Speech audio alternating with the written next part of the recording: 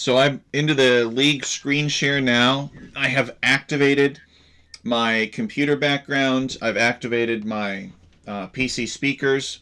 And guys, welcome to another cast from Alchemy League Season 9. We are on Sprint 3. We are casting Empire versus Alexander and J-Skills versus Metal Mania. And for these two sets, we have an extra special guest with us tonight. He is a longtime friend of mine. He's a former streamer and tournament host in Age of Empires. No, we have none other than the mighty Juicy45 in the voice channel with us. Say hi to everybody, Juicy. Hello, hello. Yeah, so hopefully you guys can hear him. Let me know if you can't hear him. Is this like the first time that you've watched an Age of Empires game in like 2 years or something like that? Well, yeah, pretty much. I have no idea what's going on the scene anymore, so it's been a while. So I know there's a bunch of new civs and new stuff they've done with the game, but not in depth. So looking forward to seeing what we can see tonight. And we may see some of that stuff. I know a lot of the new civilizations are banned. We will get into the civilization drafts in a little bit. I'm not too much of an expert on the new civilizations myself. I really got to sit down and study them and form opinions about them, which is something that I've never done with a lot of the new civs because of the fact that we haven't been using them in Alchemy League. But we're trying to update so that we can use them.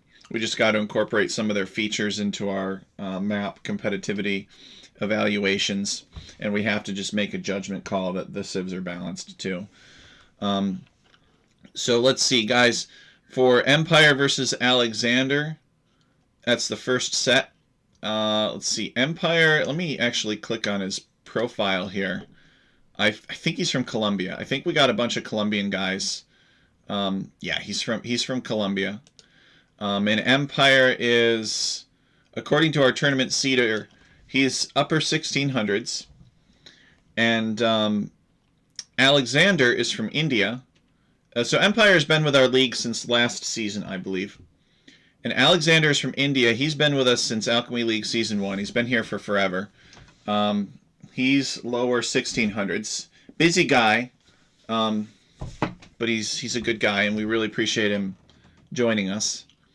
And being loyal to our league and playing whenever he can. He hasn't played every season and every sprint, but he plays often. He wants to play. He likes our league. He plays when he can. J-Skills is new to us as of last season. He is upper 1700s. And Metal Mania is upper 1600s. And Metal Mania has been with us for a while. I think since Alchemy League Season 3 or 4. J-Skills we met last season. So we have a couple of veteran players against a couple of new players. And we'll have to see how it shakes out. This is on the Alchemy League Season 9 webpage that I'm on. So you can activate this web page through the link provided with the video. You just got to click on Alchemy League Season 9 down here. So you click on that and it just takes you to our web page. And our web page loads all of the definitions in. It'll tell you the map of the round. It'll tell you some basic information. You can click on the different tabs here for the different sprints. So we're on Sprint 3, so I click that tab. And then you can look at the scoreboard, the seeding, and the results. The results aren't loaded in yet. I'm not going to click on the seeding tab because it'll be a spoiler. Oh, actually, it was kind of... Actually, the seeding tab is not the spoiler. The scoreboard tab is the spoiler. Okay, so anyway, so there we go.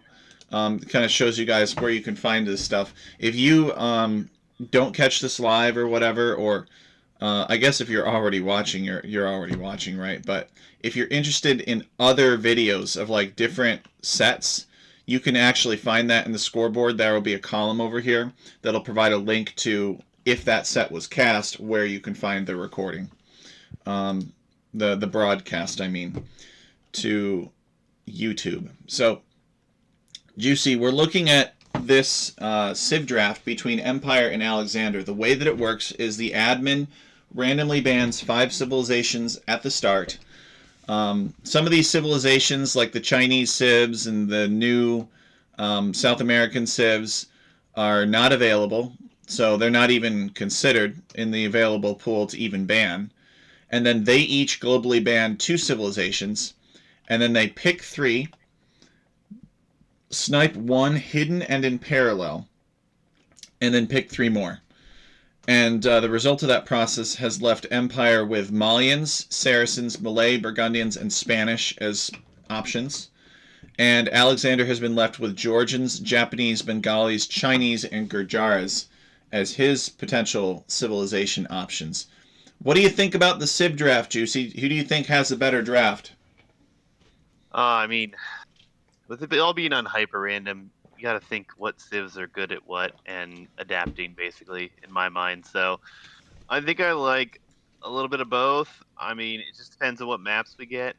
Obviously, there's good options for both here. I mean, I'm not upset with either draft, to be honest. Yeah, I mean, the players tend to go for civilizations that are flexible in this case. Not a lot of Frank's picks, for instance. Just because you don't know, maybe you get a map that has a ton of deer, but no berries. R.I.P. Franks. Poor Franks. I like the Franks. I miss the Franks. Maybe we'll see more Franks action in future seasons of the league. Maybe they'll get some love. But they are sort of a one-trick pony. So we'll go over the civilization draft for J Skills and Metal Mania when the time is appropriate. But for now, I'm going to switch over to the game. Oops. And I'm actually showing a map that I'm currently working on. I don't know if I'm prepared to really release information about that, so we'll just kind of conveniently back out of this and go to the main menu and load the save game here. I don't know if Juicy's in Capture Age. Maybe he downloaded it, maybe not. I am not. I'm on a new PC, so. Okay, yeah, you haven't played in a while, so you might even be on a new PC. Hopefully it's a good PC. Oh yeah, I can't complain. I'm at 5 seconds though, whenever you're ready. Alright, so we're loading into J Skills versus Empire now. Or no, not J Skills versus Empire. Alright, Alexander. Alexander versus Empire. Ugh, I always get those two mixed up. Alright, so I'm at 6 seconds and ready to go in 3, 2, 1, go. Alright, so we have Empire versus Alexander. Empire is playing as the Blue Saracens versus the Yellow Japanese. So this is a pretty classic Civ matchup. Holy boars. Look at all those boars, Juicy. That's pretty crazy. There is an obscene amount of boar, except it's not on their main island, so it's hard to say if they're actually going to go for that. Scouting, I don't think they're going to be able to see it from where they're at. They have a fire lancer as a scout. That's random, of course. So yep. I don't think they have the line of sight to see that. So they might not even think there's anything out there. It might not even come into play. That's true. Now, if you are in chat and you're having difficulty... Oh, what is this? Empire just laming that brown bear for whatever reason. I guess the brown bear attacked him first. If you're in chat and you're having difficulty hearing Juicy or myself, or there's something off about the sound, let me know. But to Juicy's point, the boars are on the other side of the channel, so you can't get to them. And you probably don't have to worry about the players crying foul here, because the boars are significantly, in my opinion, closer to Alexander than they are to Empire. I don't even know if the players are going to find the boars in time to do anything with them, but somebody might build a second town center or something out here, if you can. Somebody will try at least. But yeah, that is an obscene number of boars. It's like 20 boars. No, it's like 30 boars. It's a lot of boars. Holy crap. The Mongols, they would love this. And we got the rabbits, Juicy. Or the hares, they call them. The hares. Now, you haven't played Age of Empires since hares were added, have you? Not really, no. So it's definitely interesting to see some changes. This map definitely very awkward. The Hyperrandom is definitely sticking true to its name at this point. We also have a very interesting layout where we have a third island here in the bottom, which has some more resources here, these foxes. Yep. Are gold. They are a gold object. That's right. Interesting. The foxes were added to simulate furs and pelts. which you can sell to all the rich ladies in big cities far away for gold. So, I like Alexander's map a little bit more than Empire's. What do you think? Nah, not really. I kind of don't like it because the fish. There's no fish for him. Empire has a much better map for fishing. He's already on the dock back there, and he's got much better fish as compared to Alexander, who's just got some shore fish. I don't even see any deep fish next to him here. So, This Empire very boldly luring this boar. This villager's in trouble. Oh, look at that. These guys are pro with that house trick now. I don't recall that ever being the meta, but folks are really good at it nowadays. So if you're Alexander, what do you do then if you're not really fishing? I guess that means Alexander will probably play more aggressive. He'll punish the fact that Empire might be a little bit slower up to the next stage because Empire will invest more heavily in fishing. What do you think? It's going to be blind all the way. I think this is a fast castle for both because you're on an island. You don't see where your opponent is. You have no idea what the map is. And if you check out their fog of war, they have no clues. They can see that they're on islands. That's about it. So I would expect fast castle here. I think they're all able to like close themselves in pretty quickly with some walls if they want to. Doesn't seem all that outlandish that we would see both players go for fast castle. Yeah, and I don't know what value walls would really get them. I mean, I guess if you were landed and you wanted to secure, if Alexander were landed and he wanted to secure his stone, he could kind of small wall that in or wall to the town center. I could sort of foresee Alexander doing some kind of fast castle drop into samurai. What do you think? Wouldn't that be a lot of fun?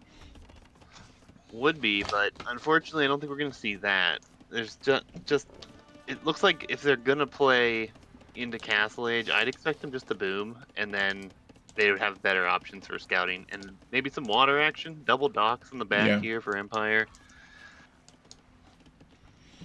Empire really doubling down on the docks. He is, he sees these fish and his eyes are going cha-ching. He's got 2 docks, which in my opinion is a little bit greedy, considering that he hasn't clicked up to the feudal age yet. Alexander is advancing to the feudal age, so Alexander's going to have a faster feudal age than Empire. But if Alexander pressures Empire and is able to deal damage to Empire, then it'll be worth going up sooner. You know, if he uses that advancement, that technology advantage. Whether or not he's doing like a faster fast castle, I don't think he's doing feudal aggression. I agree with Juicy. I think it makes a lot more sense to fast castle here. But if he did a faster castle with some aggression, he could potentially like take some map control and force Empire into this kind of narrow strip.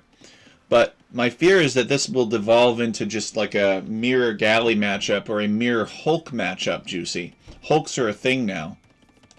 Yeah, I've heard they've redone the water. I don't know that it's going to really make much of a difference on this map. They're very far away from each other. Maybe once we get into some higher tech ships, it will make a bigger difference. But Alexander is shifted to gold, so potentially he is going to try to pressure water here. He also has a villager going up to the north to build a house. 2 of them, it looks like. So yeah, these are vision houses, so that he can tell his fishing ships to evacuate, to go the opposite direction. I think maybe he thinks his opponent's going to come from this direction. It's a pretty clever move from Alexander. But yeah, he's probably assuming that his opponent is on water if he's on water. So he's just going to gold to make some ships to open with, even though he hasn't found his opponent. Yeah, we haven't touched on it yet. There are docks in the corners of this map as well. They're Gaia docks, so maybe some trading, if they ever see it, could be interesting. Yeah, Zetnus loves to do that dock in the corner with the neutral Gaia trading. I haven't seen it very often. I don't know if you've seen it. You probably have casted more tournament sets than I have. Maybe you've seen the players. Not more with Hyperrandom, so. Well, mine with Hyperrandom have basically just been limited to this season. But we needed a map, and Zetnus was willing to provide this map for us. he's been a big supporter of the community. He's basically done a map for us every season. So we were like, so I was like, yeah, Zetnus, let's do this. It can provide a lot of variety. It'll give us some breathing room to do future seasons of Alchemy League right, instead of trying to rush things, which is what you got to do if you have a plan and then somebody backs out that's supposed to be organizing the plan, and then you're left with kind of a bunch of half-finished maps, and you can either make the decision to finish for them or to go a different route. So I made the decision to go with this Empire goes route. into galleys here. He's attacking what is now a villager mill up here. So not a great place for a mill. These galleys are going to get one vill, potentially another one. It's looking like the pressure is going to be all on water, and it's going to be galleys for both, actually. It's a good question. Why did Alexander choose to mill up there? Did he really not have, looking over his island, I guess he didn't really have a good source of food anywhere else. He had some boars up there. He had some gazelles, and he had some berries. So I guess it kind of makes sense that he would go up there. But it is kind of unfortunate for him that Empire managed to find it. Alexander is seeing all these boars in the second island now, since he's headed around in that direction. But Empire has not gone that way, so he does not know that is there. So that could be something. He could get out there in Castle Age, maybe get a castle. The galley numbers are looking a lot better here for Alexander right now. So I just want to point out to Juicy that we got a couple people in chat. We got Kira Tastrich, who says, "Hi, I check game, but try sleep. Thank you for the cast." Yeah, it is quite late for Kira Tastrich right now. Kira Tastrich is in Russia, so he's basically on the other side of the world.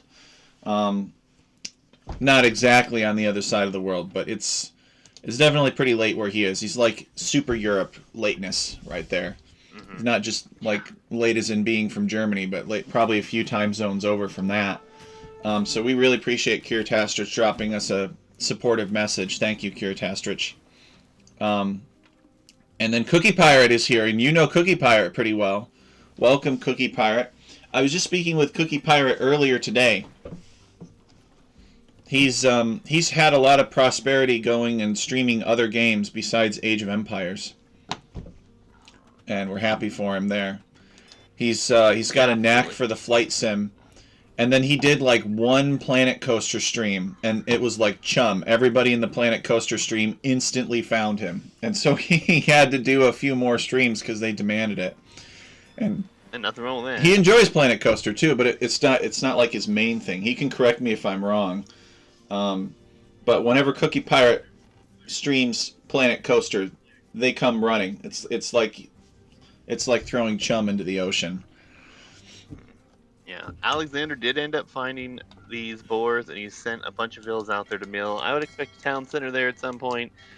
On the other side, we do have a fishing ship. Maybe Empire could send down there to look at it, but he's not looking to go around that way at all. So he may never find this until the end of the game here, unfortunately. Yeah, Alexander is just caught up to Empire technologically. At least he's in the same age.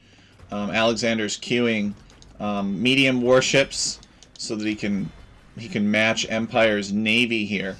Empire has not built additional town centers. He built 3 docks basically, and I think Empire is looking to just tighten his grip here and just keep pumping out ships to not waste his time with building additional town centers. He feels like he has an advantage. He's not booming, Juicy. He's not booming. Empire's like, I'm just gonna flood my opponent with ships. I mean, there's nothing wrong with that as long as it works. This choke point and all these potential docks he doesn't know are back there.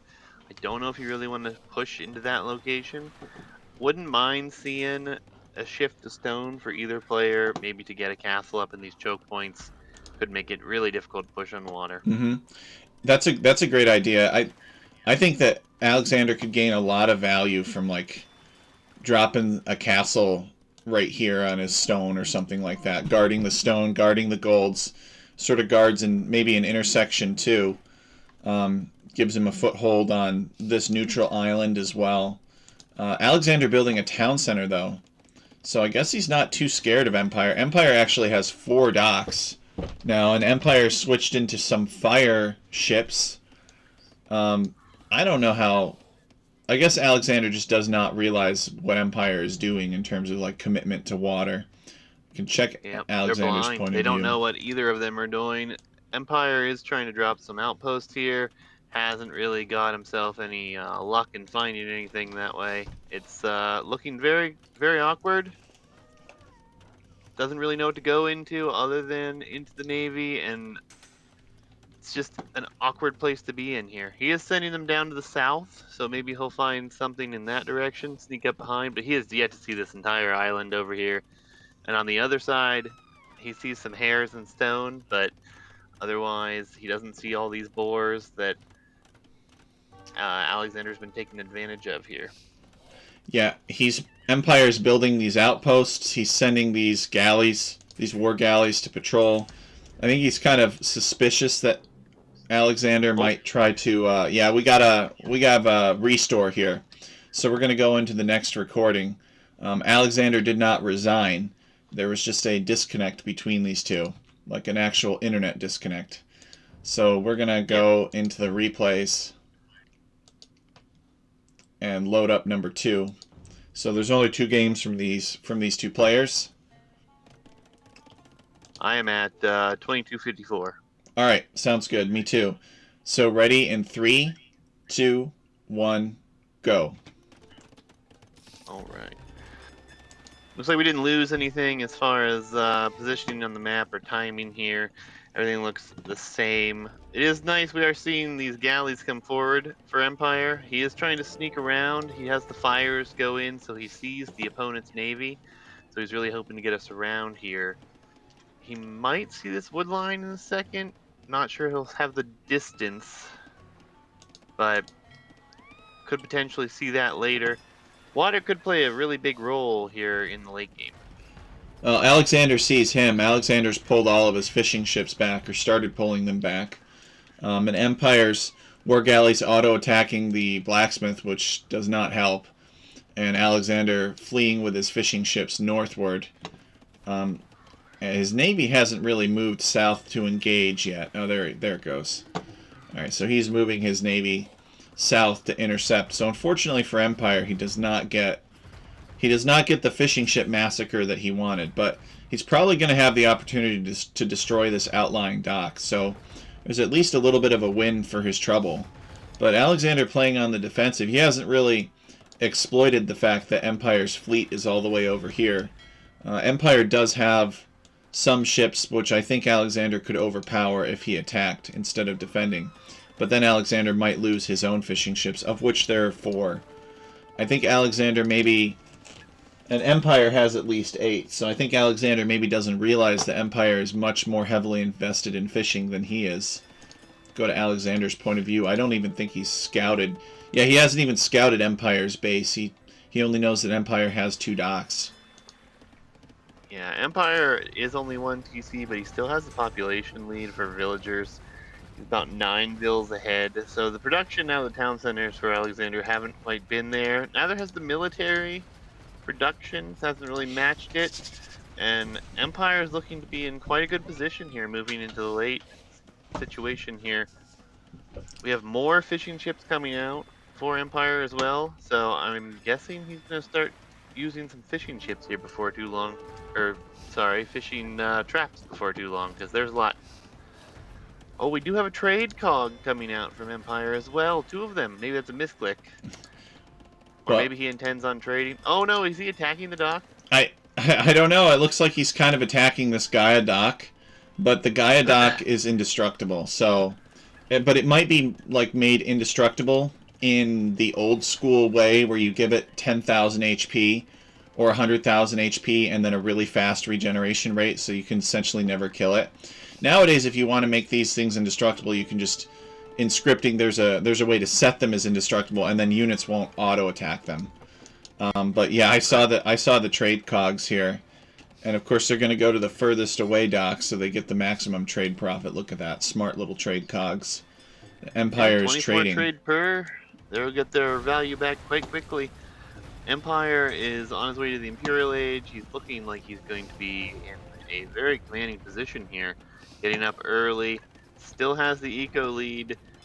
I don't really know what we're going to see from Alexander moving forward. He's just kind of stuck on land here now. He's trying to fight back on water, but only some demos, and the demos aren't really getting the value out of them at this time. I think water's very snowbally in general. I don't know if it's gotten more or less snowbally. Different people have different opinions about that since the recent patch where they added hulks and everything. But I think there was a window here in which Alexander could have pivoted to drop that castle on the narrow channel or something, where he could be like, am I really, going to invest the next 15 minutes of the game or 10 minutes of the game into trying to win back water from my opponent?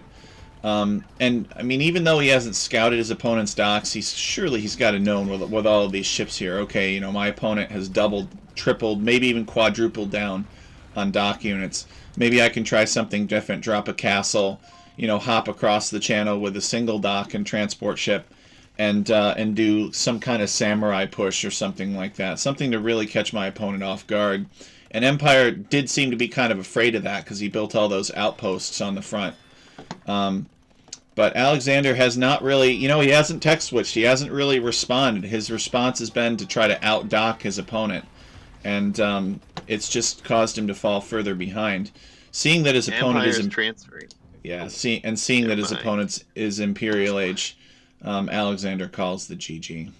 So I don't know. Yeah, Empire was about to transfer all these villas over to Castle Drop himself. He had the res too. He's just now adding the TCs, but his economy was impeccable the whole game here. And he was about to pressure on land after winning water. So I think that was the right play. I think Alexander just kind of didn't know what to do with his map. And then once he was lost on water, he probably should have just tried to shore up on land. But well played for both. Let's see what the next game stands for us. Yeah, it's worth noting that Empire had a big advantage in these galley fights because Saracen galleys fire 25% faster. So basically, for every 4 Saracen galleys that you have, to match the damage output, other civilizations have to have 5 galleys. So, I mean, Alexander gets a navy bonus as well, but it has to do with the line of sight of ships, which is not as useful here because it's a narrow choke point that the ships are sailing through, so it doesn't help as much. It's not as much about the area, spotting things and such. Yeah, let's hop into the next game. So we get to see Burgundians versus Georgians, the white and red crests. So I am at 0 seconds and ready whenever you are. Count us down. All right, 3, 2, 1, go. So we have game 2 in the set of Empire versus Alexander. Alexander's and Empire have pretty rough bases here. Look at these. You don't say. Double town center start. Juicy, what are your thoughts about this map? This map looks like it's pretty wild. I don't know if this is this a map that Juicy would personally love to play on or personally dread playing on? Oh no, you couldn't make me play on this one. This is painful. You don't even have gates on 2 of your fortified areas. You're just blocked in. You do have a conquistador, which is interesting. An elite conk this early in the game. Wow. Probably not going to do any damage, but still interesting. Tons of water, and I believe this is going to be buildable terrain all the way across, unless otherwise made more awkward for some reason. Lots of random animals all over the place, but oof, not really liking it. At least one area has the food, and then the other area has like the gold and the stones for the most part. But this is a tough map. You're going to be spread out everywhere. Resources are going to be very limited. Yeah, sometimes on Hyperrandom, a player can win just by being a little bit more clever about how to exploit an OP starting scout. If I'm Empire, I delete this wall segment right here. and I build some houses behind it after I let my other conquistador out, and I patrol my opponent's gated base, and I wait for my opponent to send a villager out to dock, and then I snipe that villager with my 2 elite conquistadors. That's what I try and do. What are your thoughts? Is it too risky? Is there better value that these conquistadors could have? I mean, these shallows are actually uphill in some cases. It's like there's I a don't even know if it's worth ditch. leaving or even having your own out after you scout the map. There's not really a whole lot to see, and your main focus needs to be on your economy. So I think you're not going to be able to patrol a big enough area to prevent a dock, more than likely. And see, we've got Empire is going to be potentially losing his conk here because he's got 2 of them coming out for Alexander, chasing the 1. So I'm not a big fan of maps like this when they have these random starting units, just because of the way the maps play out. Just seems kind of like it's more trouble than it's worth, if you ask me. So. Mm-hmm. Well, Alexander is trying to exploit the 2 conks. You may be wondering how he got his other conk out, so I'm showing it right now. He did delete a wall segment to send the conk out, and I guess now he's going to do that micro battle. And he might end up losing his conk. Yeah, he does. And now all Empire has to do is he's got a big advantage here. So Alexander's starting it, and looks like Empire's going to finish it. Maybe Alexander tries to snipe the water buffalo. But we just have... It's like I'm watching Cowboys and Indians here. Oh, look at that. Okay, so Alexander did manage to get even with his opponent, and I guess now he's going to run off. So they each have 1 elite conquistador. I think that's the right thing to do. I think Alexander should not try and continue to fight this. Oh, he's got a hill advantage. He wants it juicy. This is too greedy, I think.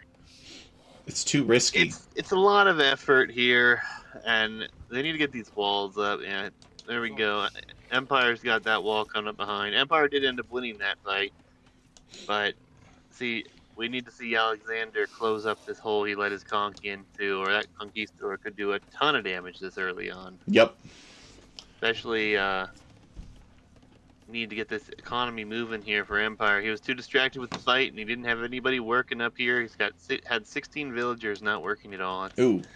That's a tough stretch right there. Yeah, Empire patching up this this wall. He builds himself a little palisade to plug up the hole. That works. Empire should assume that Alexander had to delete a fortified wall segment to let his conquistador out as well, and he should try to find that hole before Alexander is able to plug it. This conquistador with 6 HP and 19 attack. Elite conquistador. I don't know, Juicy. This could be a pretty quick game. Alexander's not plugging the hole. What's going on? Just not paying attention, or he's trying to make up for maybe a little bit of distraction. The Georgians are nice here. Because they start with the mule cart. Unfortunately for him, the mule carts are both at the town center that has a huge wood line in the back. You could probably use it a little bit more for the one that has all these stragglers. Okay, Alexander did plug it now. And Empire's here. And he plugged it just barely in time. Look at that, Empire turning back. That could have been very ugly. Yeah, and awkwardly, both of them have docked on different sides. So we're not really going to see too much unless we see like a galley fight over this terrain in the middle, which I don't think is going to be crossable. I think this elite conquistador is going to end the game. You following this? Alexander, I mean, yeah, I see re-walling back here. I hope it doesn't end the game. I hope so. I hope it doesn't either. But Alexander's got to be nervous. This elite conquistador just chewed through that palisade like it was nothing. And in about 10 more hits, he'll probably take down this house. Yeah, Alexander does have a galley he's producing, sending in that direction. So as long as he can get there before that happens, he might be okay. Alexander is going to risk some villager lives just to wall up behind, and that galley is going to head over. Should be able to manage this elite conquistador. Yep. It's only 1 arrow. Oh, wait. He's got some armor. Empire trying to keep this 1 HP Conquistador alive. Alright, Alexander does manage to kill it. That's good. I was very worried that that elite Conquistador would end the game. You never like to see the scouting. I mean, if every once in a while, it's not a big deal. But if you see like 25% of your games or 50% of your games, the starting unit is what people are microing into winning, then you probably should. You probably got to work on that. This house is still burning. All right, so maybe Alexander made this galley for that Conquistador. Probably a big part of the motivation. Is he making more? Actually, he is. He's building another dock, so he plans on doing something. But he may just come over here and ascertain that Empire has docked elsewhere. Empire has not docked here. Yeah, it's awkward. This is going to be, it's going to be a battle of who's got the better eco right now. And Alexander is falling behind on that a little bit. It's not too terrible right now, but things are going to start to get interesting because we do have feudal age in for Alexander here. See what he can do with it. He is heavy on stone right now. Guess you don't really have anything else you can do with those villas over there other than farm, and probably don't want to drop tons of farms, so it's going to be interesting. Both players pretty much just an eco approach now. One galley just to save potential damage from that elite Conquistador. Sort of a free boom into fast castle. I mean, what do you expect, right? You started the players with fortified walls, so, and this far apart, I guess there's not really much you can do. Empire incentivized to go for a more eco approach anyway, a fast castle of sorts, because he's Burgundians, he's probably going to get the eco upgrades early. We could actually check to see if Empire's gotten the eco upgrades early. And it looks like he has. He's gotten double bit axe, he's gotten horse collar, he's gotten wheelbarrow, he's gotten the first gold mining, and he's gotten the first stone mining upgrades. Empire has already. And he's building a market. He's going to build probably a blacksmith, and he's going to go up to the Castle Age. So he might actually be in Castle Age before Alexander. He's got a very strong Burgundian eco. Alexander hasn't clicked up yet. And Alexander's just now building the buildings too, and he's going to be a little bit behind on that. But you know, the eco did catch up, so fairly even game at the moment. Now, Juicy, you were tired from the game before the Manaspas were a thing, right? Before the Bohemians, or not Bohemians, before the Georgians and Armenians were released as playable civilizations. Is that right? Or maybe you were Georgians and Armenians pro. They were still broken whenever I called it quits. They were just the OP at the time. I think that they probably have addressed that by now. I've heard that they've addressed it. I wouldn't know one way or another. I probably should form an opinion about that. But I have not really done so yet. These civilizations do feel a little bit economically strong. I think this mule cart is just kind of insurmountably... I don't know what you can do about it. I've got maps that like have all these resource piles scattered around that people are like, oh, the mule carts are extra good on these maps now. I was like, well, you know, when I designed this map, the mule cart was not even a twinkle in my eye. Yeah. And now people love to use the mule carts on certain maps. Yeah, I don't think there's anything wrong with the mule cart. It's just another thing we have to constantly pay attention to it, and you got to move it, get it in the right position. For a long time, Alexander had his starting one in the back on the wood here, not in a good position. He just recently moved that.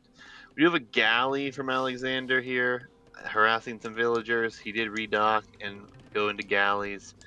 Looks like Empire's got something else in his dock. He's building up demos and getting a fire galley ready, so he's trying to get ready for a water battle here. Burgundians are going for triple stable here, though, in their northernmost fortifications. So, going to go into that early night into Cavalier spam.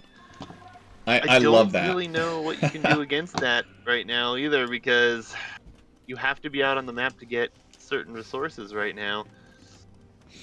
You get the Pierce. I mean, how do you counter that? You know, demolition ships or what? I guess you'd need a lot of demolition ships to take out a ball of cavaliers. Although that would be a pretty juicy demolition shot. But I think that you can just... We do have a galley that is scouting that for Alexander, though. So he sees 2 of them already. So Yep. he has an idea of what is coming, to see what his response is. He does have a castle coming down at home, but otherwise, no barracks even. So he's going to need another military building to make anything, unless he's just going to go for their... was it Manaspa? Is that the unique unit? Ah, it's a pretty good unit. He doesn't have the stone to make another castle. He's got a ton of wood and food, and yeah, it's Manaspas. He's queued up a bunch of Manaspas at least. Only 10 on gold, but I guess that should be fine for Manaspa production from a single castle. Oh, he's going to demo the wall? I love this. No. Yeah, Empire maybe didn't realize. I mean, he knew that this castle was here, but he didn't retask his demolition ships in time. I love this. Fortified wait, what? wall as well. He can't reach. He can't quite reach? Oh, wait, what was that? What's happening? Oh, no, he made it. Okay. He did make it, but it's just... They don't do enough damage against the wall. He needs petards.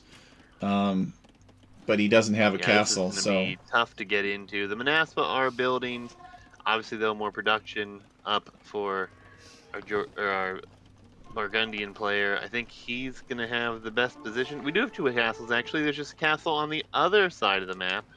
Ah. So, he's castled both of his fortified areas. The farming is looking very nice here for Alexander. Villager count's extremely close. Military count, however, that's going to be where it counts. And do we have a blacksmith for Alexander? No. Yeah, we do. We so do. He's getting foraging right now. All right, Empire getting a demolition ship in there on that fortified wall, and that's helping out a little bit. He really needs to save up until he's got like 6 demolition ships, and then try to bust his way in. Otherwise, Alexander will become wise to what he's doing, and then maybe wall behind. But right now, Empire does not really have a ranged unit, so there's nothing stopping Alexander from just walling behind all of this. That's what I would do if I were Alexander. Yeah, Alexander he's just trickling the demo ships in. Half of his Manaspa right here. Oh. Demo ship is nearby. Could be a situation where it hits, but military numbers are pretty interesting. How good is a Manaspa compared to a Cavalier? I'm guessing the Cavalier still wins. So 12 plus 2 attack, 5 melee armor. So 12 base melee attack, 5 base melee armor. The Cavalier is 12 base attack and 2 base melee armor instead of 3. Sorry. Manaspas only have 70 HP though, so they're basically like the Karambit warrior of cavalry. Okay. Empire's adapting. He's massing up his demolition ships. Demolition ships could be a good counter to Manaspa because Manaspa are inherently, they like to work in large numbers, right? So you could maybe get a good blast radius on them. Oh boy. Oh. Got him. With only 70 HP, these demolition ships have 95 attack too, so it's just like, boom. It's not like trying to blow up a bunch of Cavaliers. You can, oh my Another demo. Yeah, no, this is not looking good. Imperial Age on its way for Empire here. And 2 big demos, killing multiple Manaspa. Alexander has no gold. He cannot get up right now. He'd have to sell off a bunch of food and wood. He could get up, but he's not thinking his opponent's going to be up this quickly, I don't think. Empire has actually castle dropped Alexander. So Alexander has a town center here, and he's sort of barely taking stone at it. Probably Empire's play will be to go Imperial Age and start pumping trebuchets out of his Burgundian castle and chisel his way into Alexander's map. Alexander's controlled section of the map that way. He'll probably take down the castle first, and then maybe the town center, and then bust open these walls and then rush in. And the thing about this map is, I think this map is, it's like Arena kind of on steroids. You have the element of water, but because you cannot build in the center and you cannot really build along the edges of the map either, it's like the bit of map control that you have that you start with, which is your base, is hyper valuable. And if you lose that, like if Alexander lost this position, it's not like he'd be able to fight this losing battle where he builds a bunch of guard towers, and tries to rebuild somewhere in the back. There's nothing back here. He can't rebuild back here. He can't lose that position. Yeah, it's going to be tough. Trebs are going to be coming out here shortly. Paladin's going to be coming in. Bohemian Vineyards did get researched as well there. So he's going to get that nice little trickle of gold coming in.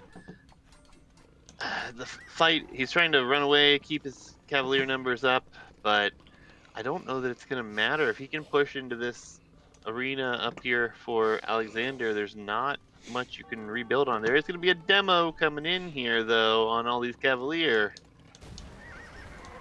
Oh, that was a nice hit. That was a good hit from Alexander. The Cavalier are tankier than the Manaspas are, but, you can blow up half of them and, reduce the health of half of them. I mean, it helps you win a fight.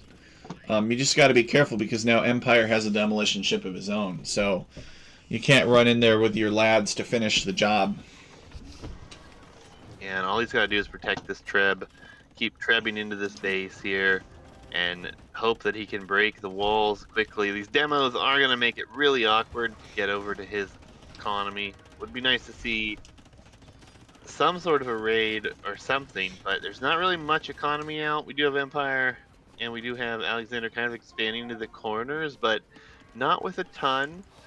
The main focus is going to be between the bases here with the forward castle drop. And unfortunately with Manaspa, you're going to have to cut production to let Trebs be produced. And at that point, I mean, well, wait, Paladin got canceled? No, he's still working on it. It looks like he just got it. Takes forever to research. There we go. Yeah, I was like, where's it at? A demo's coming in here. No, it's part of the build, Juicy. It's part of the build. You research Paladin up to 98%, and then you cancel.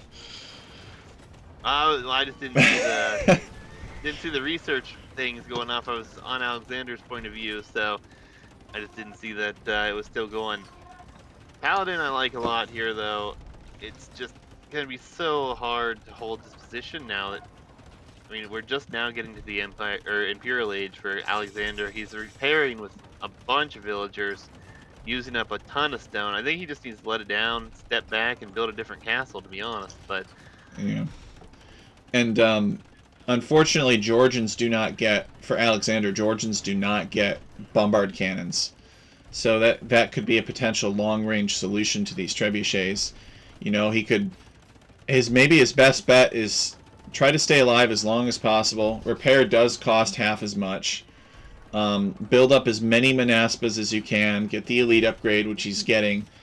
And you got to delete your gate, basically, and run out there and flood the trebuchets. You really, the shallows are toxic to these Manaspa. These demolition ships they'll just destroy them. And I think Alexander kind of is going there, but then Empire runs up with his cavalry to get in the way, and Alexander decides that he can't get out there because he doesn't have quite the numbers yet. Yeah, and it's gonna be tough. It's gonna be max pop here for Empire. Alexander is still about 30 pop away from that. Got a lot going on here, but it's all in the north, and we even have some Costolier, some elite Costolier pumped into the mix. So it's going to be extremely hard to push back here, especially you can't come across this water, you don't have a dock. Empire did find all this gold and stone in the middle, has done a great job with the exploration here on the map. He's got a bunch of outposts everywhere. Mm-hmm. He's just going to bleed his opponent dry here, slowly push. Hasn't bothered going to the south, but don't think he really has to. He's just going to keep pushing this and take as much space away from his opponent as he can here. Yeah. Alexander has tons of food. He has 91 on food, or 93 on food now. He's lacking gold access right now. That's the big hit for him. Yeah, because he's so sensitive to the map control. Oh boy, here come the demos. Oh yeah. Actually, that was not too bad for Alexander. It could have been a lot worse. Those demos had the potential to kill everything, and they just killed like a third of his army, if that. So that was a good win for Alexander, I think, all things considered, considering the amount of damage that those demos could do. These Manaspas, I guess they're being buffed by 25 other units, and they're 14 plus 5 attack. So they're pretty powerful attack. Alexander creating a trebuchet. He's going to try to push back on these trebuchets. I guess he's feels that since his base is open, he's got to keep his Manaspas here, which is important, I think, because no demolition ships can get here anyway. This is where his villagers are.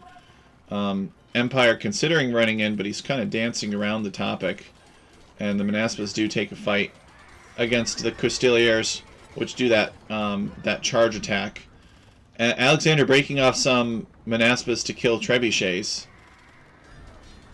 Yeah, I think that's a nice move. He is going to lose a lot of them in the process.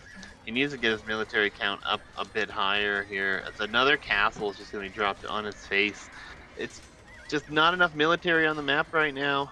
I don't think. It's 47 military to 12 right now in favor of Empire. And that's not going to be a good thing to have going on when you're losing all your military. So Alexander tech switching into pointy boys, but I think it's a little bit too late. He had the resources for it, all this wood and food, but now he's got like 8 Manaspas left, and Empire has like 30 cavalry left. So I don't see him having time to make the switch. I don't think he can make pikemen fast enough. Nobody really wants to make pikemen in these situations, but Alexander with his back up against the wall, he's got nothing on gold. His opponent has basically denied all of the gold on the map. Outside of what was in his starting base. And now Empire's cavalry running with reckless abandon through Alexander's northern base, and Alexander calls the GG. Yeah, not much can really go on there. You're counting on your elite Manaspa. It's just essentially not going to be good enough there.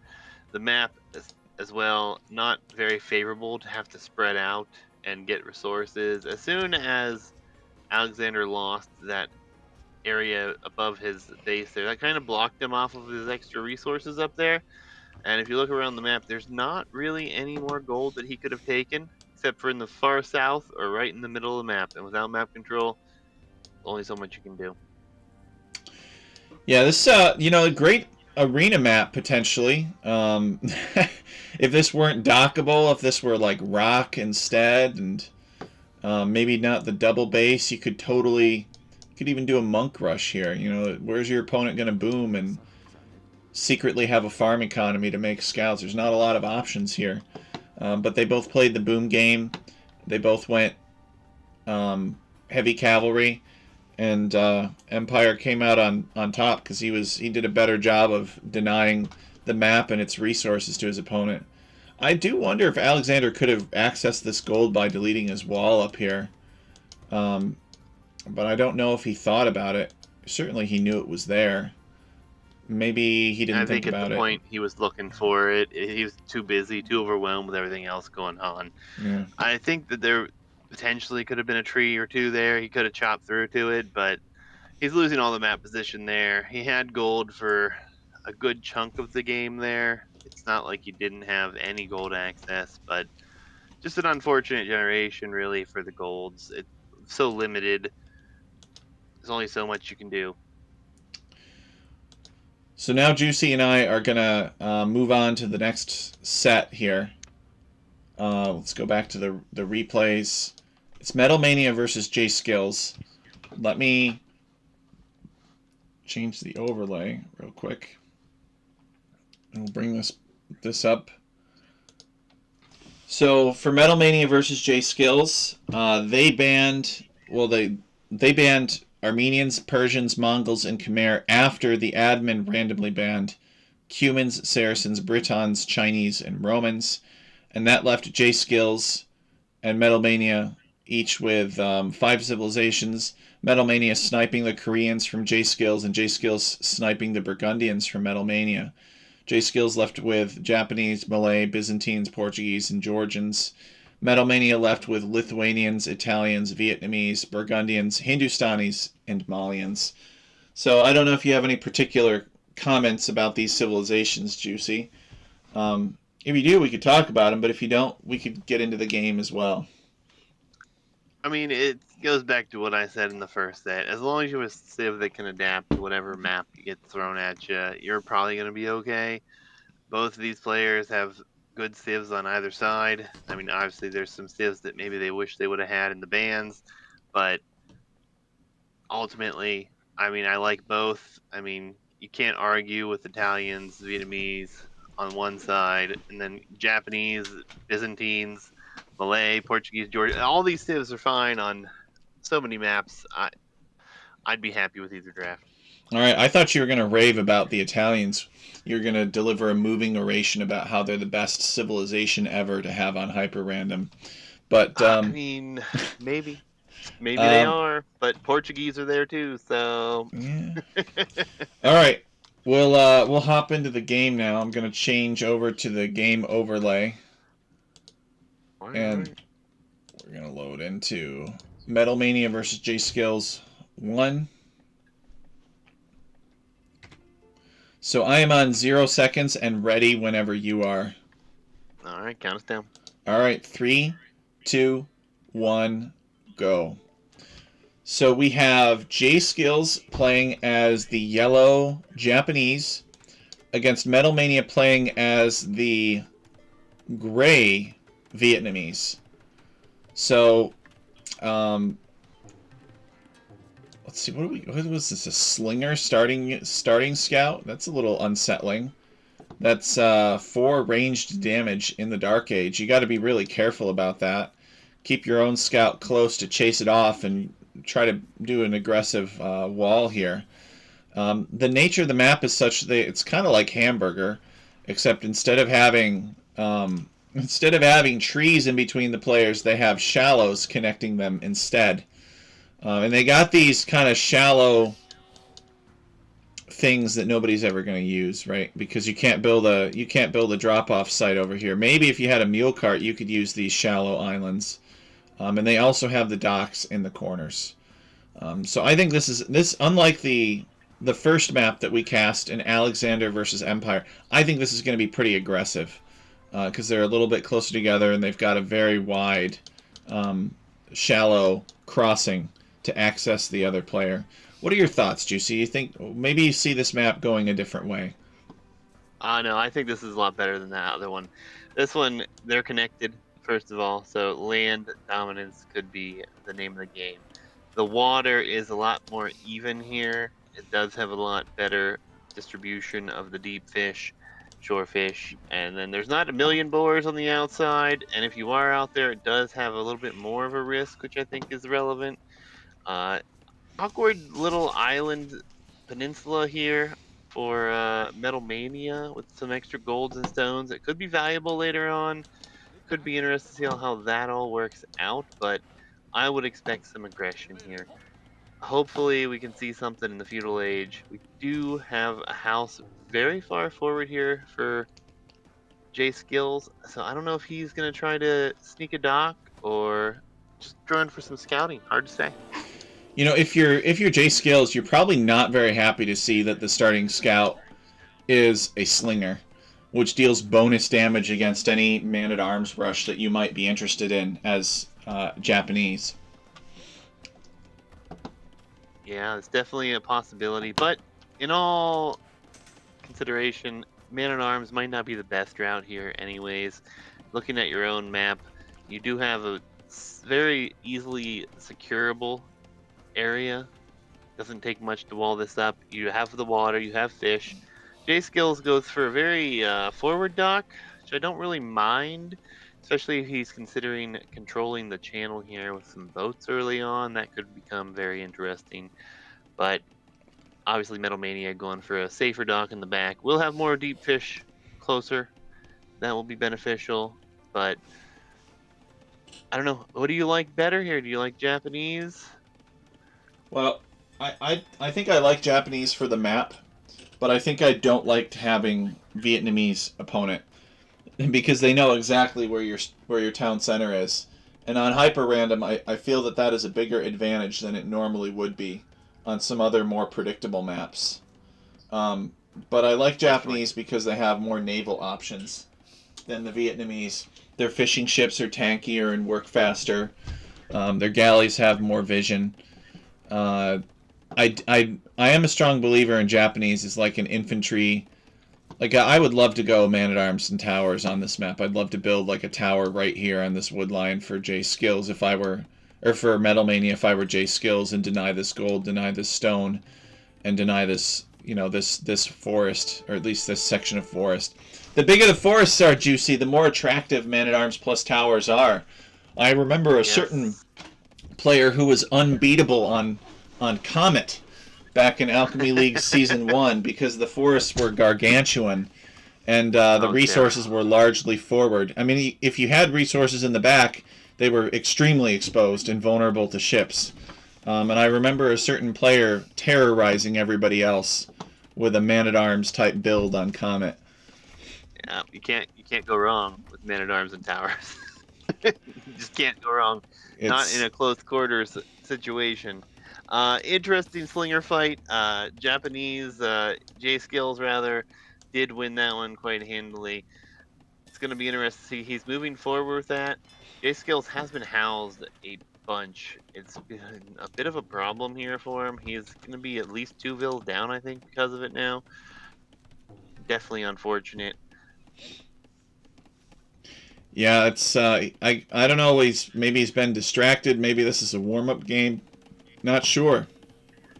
Metal Mania is no slouch. Metal Mania is a grizzled veteran of Alchemy League. He's been with us for a long time, and he had a lot of creative strategies, from what I've seen. So I'm not exactly sure what Metal Mania is planning. I guess we should probably look at his resources a little bit more. I find it unusual that Metal Mania is not on gold yet. Although Metal Mania has not clicked up to the Feudal Age, so I guess he doesn't really have to be on gold. But he's going up late. J Skills is already halfway up to the Feudal Age. So it could be that Metal Mania desires, given he's had kind of an aggressive house wall here, maybe Metal Mania wants a fast castle. Maybe he wants fast castle into Rattans. And J Skills desires some Feudal Age aggression. Metal Mania, 26 villagers, 33 pop, and he has clicked up to the Feudal Age finally. But that looks like, okay, he's building a barracks, Metal Mania is, so maybe he's not going pure fast castle. Let's see, he's got 7 fishing ships, and J Skills has fewer fishing ships. No, he's got 7 as well, so we can't really use that. J Skills building a barracks after reaching Feudal Age. Maybe J Skills is just going to go archers. I don't know. He's not on gold. Might just be skirmisher opening for him. Or maybe he's going to go on water, actually. He is building a Hulk, Juicy. A Hulk. I don't care for either build, to be honest. I think there's so much more you could have done with this map. I think it's a bit of a shame we're going so fast castle-esque, I guess. I don't even know how fast these castle ages are going to be, but I don't like either build, really. I think you could have really benefited from some aggression here. Obviously, we're not going to see that, but we are going to see an archery range for Metal Mania as soon as he hits the Feudal Age. Looks like we are going to have a stable for our Japanese player. So he's thinking about going into scouts, potentially. Yeah, I agree. You could go scouts, like faster scouts. That could be interesting to get over here.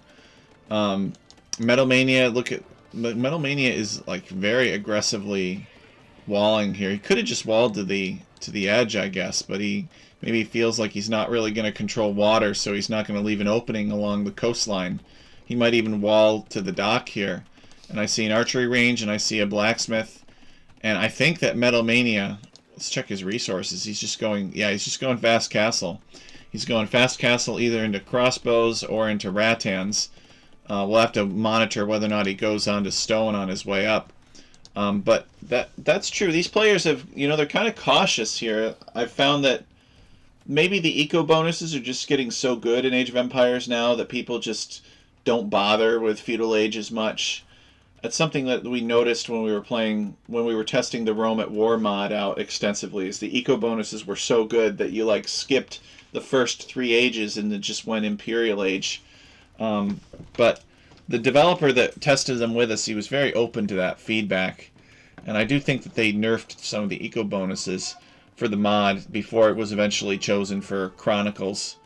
And I guess, I don't know if they made a bunch of money. I hope they did off of that. J-Skill's showing up with a scout, but yeah, Metal Mania is fully walled here. J-Skills can't get in. He only made the one scout. I think he just made that building just so he didn't have to go into a Marcus Blacksmith potentially. But it's just an awkward situation here as to what you're going to go for. We might even see Cav Archers in the Vietnamese player. It wouldn't surprise me here. But he is going to make Archers. Really late to get into the Archers, I think. One Hulk did come forward, forcing Metal Mania to build another dock and maybe overreact a little bit there, but maybe he doesn't want to give up those few fish. Juicy very little visibility here for Metal Mania. I don't like the position he finds himself in right now.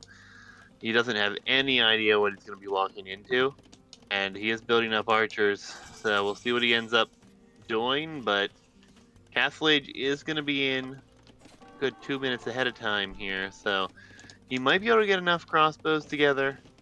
Could be really nice. Would love to see a town center over here on the stone and gold, like right in between them and that wood line potentially, but I don't think he's going to. He's just going to go into military units here, which is fine, but Botkin just now on its way in. He does have fletching already. There are a few scouts, but really nothing else to worry about other than these docks. Yeah, Juicy looking at this map and salivating, right? Thinking, oh, I could have had 4 towers in my opponent's base up by now with some man-at-arms pushing on some fiery buildings, some damaged buildings in the back. Both of them have, I don't know if they had it like a gentleman's agreement where they're both like, okay, we're going to, we'll make a couple units in Feudal Age just to see what you're doing, and then, but we're just going to go Castle Age and fight then. Looks like they basically have both chosen wood and food military, but Metal Mania is going land, or sorry, not wood and food, wood and gold.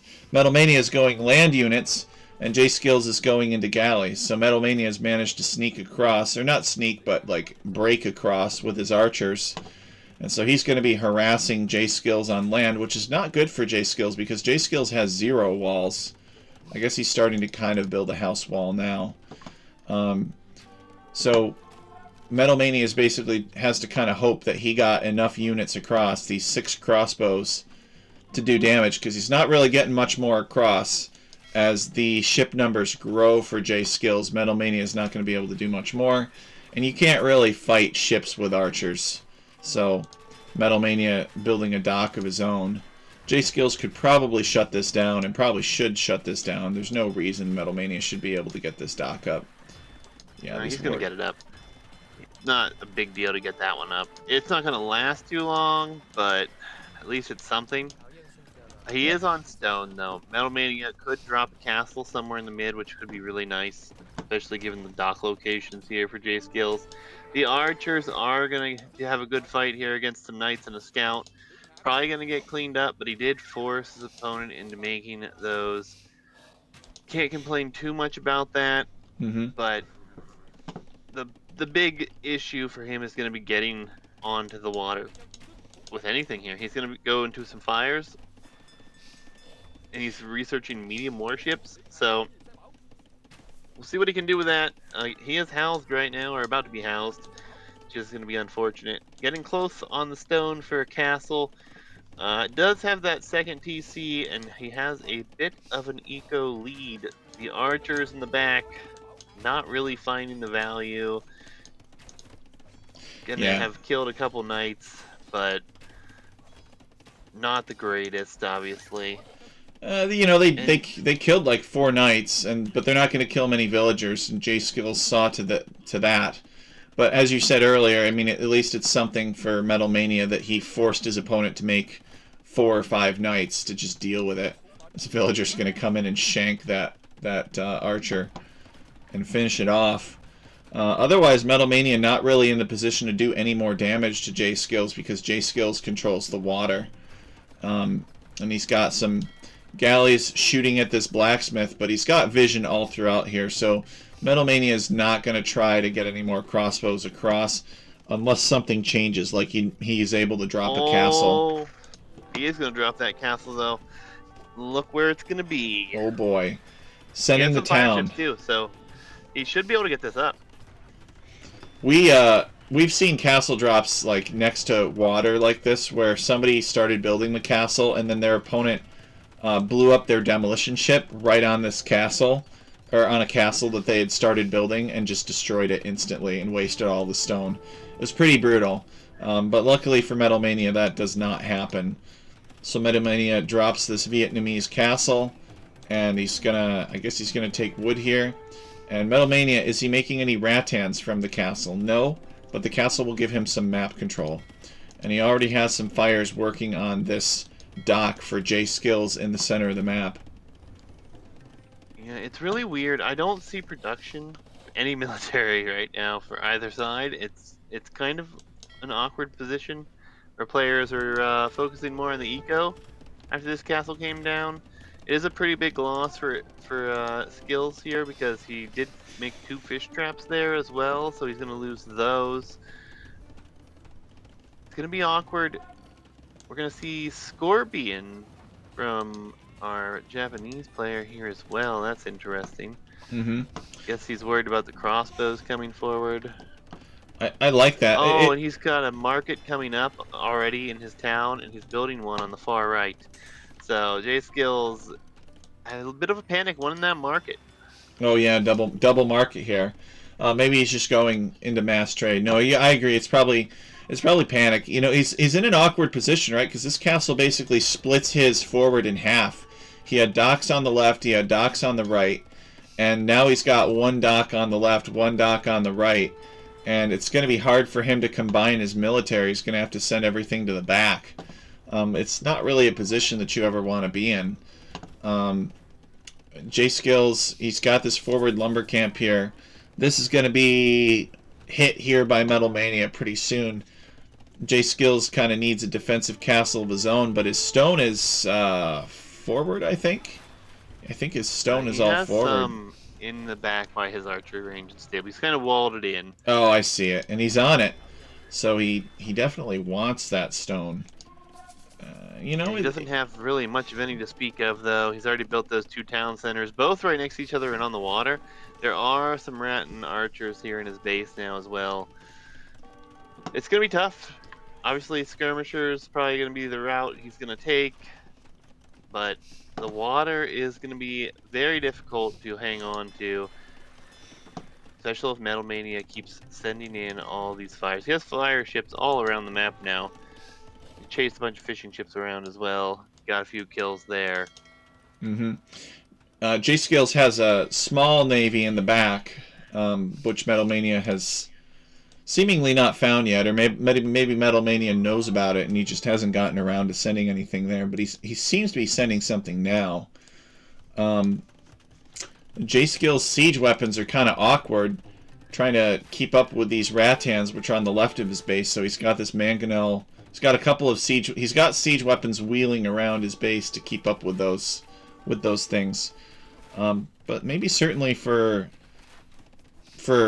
J Skills, I mean, you know, build like 4 palisades, build 4 stone walls here and just kind of lock this off, you know, so you can kind of focus where your opponent is. Yeah, Metal Mania seeing the siege weapons roll forward, he's going to come back around and seek shelter beneath his castle. J Skills has the resources to click up to Imperial Age, he just doesn't have the buildings. Is this what he's going for? He's realizing that now. He's dropping a university.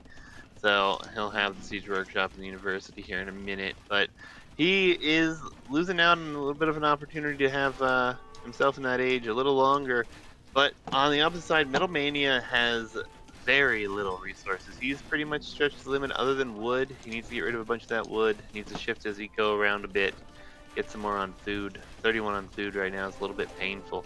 He is going to go out for another town center on this massive gold pile area, but those gold stacks only have 535 golds. But the stones do have more on the stones as well, 564 per tile there.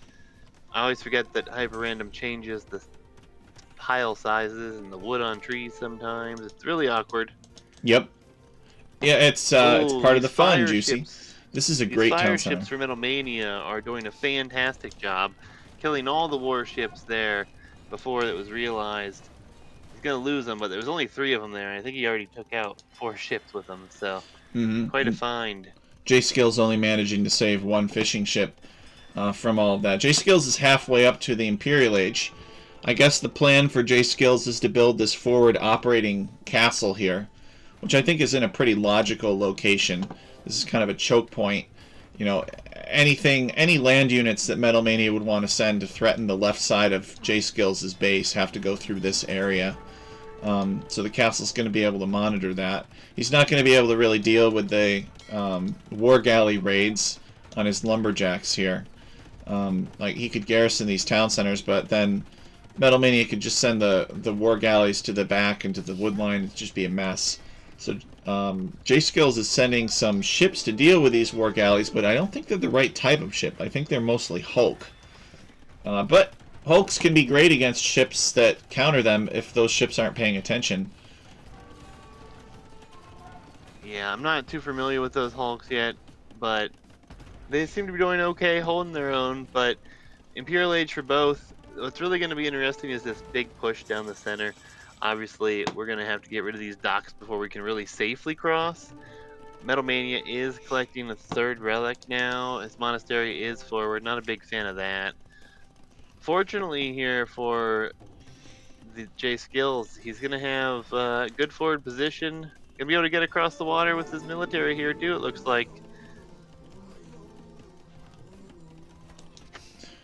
Yeah, these docks bring the risk of demolition ships, right? You never want to see a demolition ship pop out of one of these docks. If I were Metal Mania, I would be like queuing demolition. And yeah, he is. Metal Mania is queuing demolition ships right now. So he is looking for the perfect opportunity to blow things up. Yeah, it's going to be rough, though. He's not going to be able to make a whole lot of headway before his opponent is going to be in the Imperial Age. So Metal Mania is going to find himself in a decent position to hold this. No Treb out on the field, just the 1. So that could be sniped, though, with these ships if he's not careful. Yeah, I like the skirmisher raid for J Skills just to keep his villagers idled, more or less. Onager could be good, but it might be too expensive at this stage. J Skills has invested more so into skirmishers. Probably, really, his best bet is to delete this outpost and build another castle in that location and just kind of castle creep his opponent. The buildings should be enough to deal with the ranged units from his opponent, and this gives him more trebuchets, and it gives him control over the area to get ships down. Once he can cross, I feel like he could come in with some infantry unit or something like that and actually deal damage to his opponent. But his opponent has reached the Imperial Age, and what's it going to be? It's going to be chemistry, bracer, and oh, okay, that elephant Q was a mistake. So Metal Mania, I think, doubling down on archers in the Imperial Age. And he's getting heavy warships too, it looks like.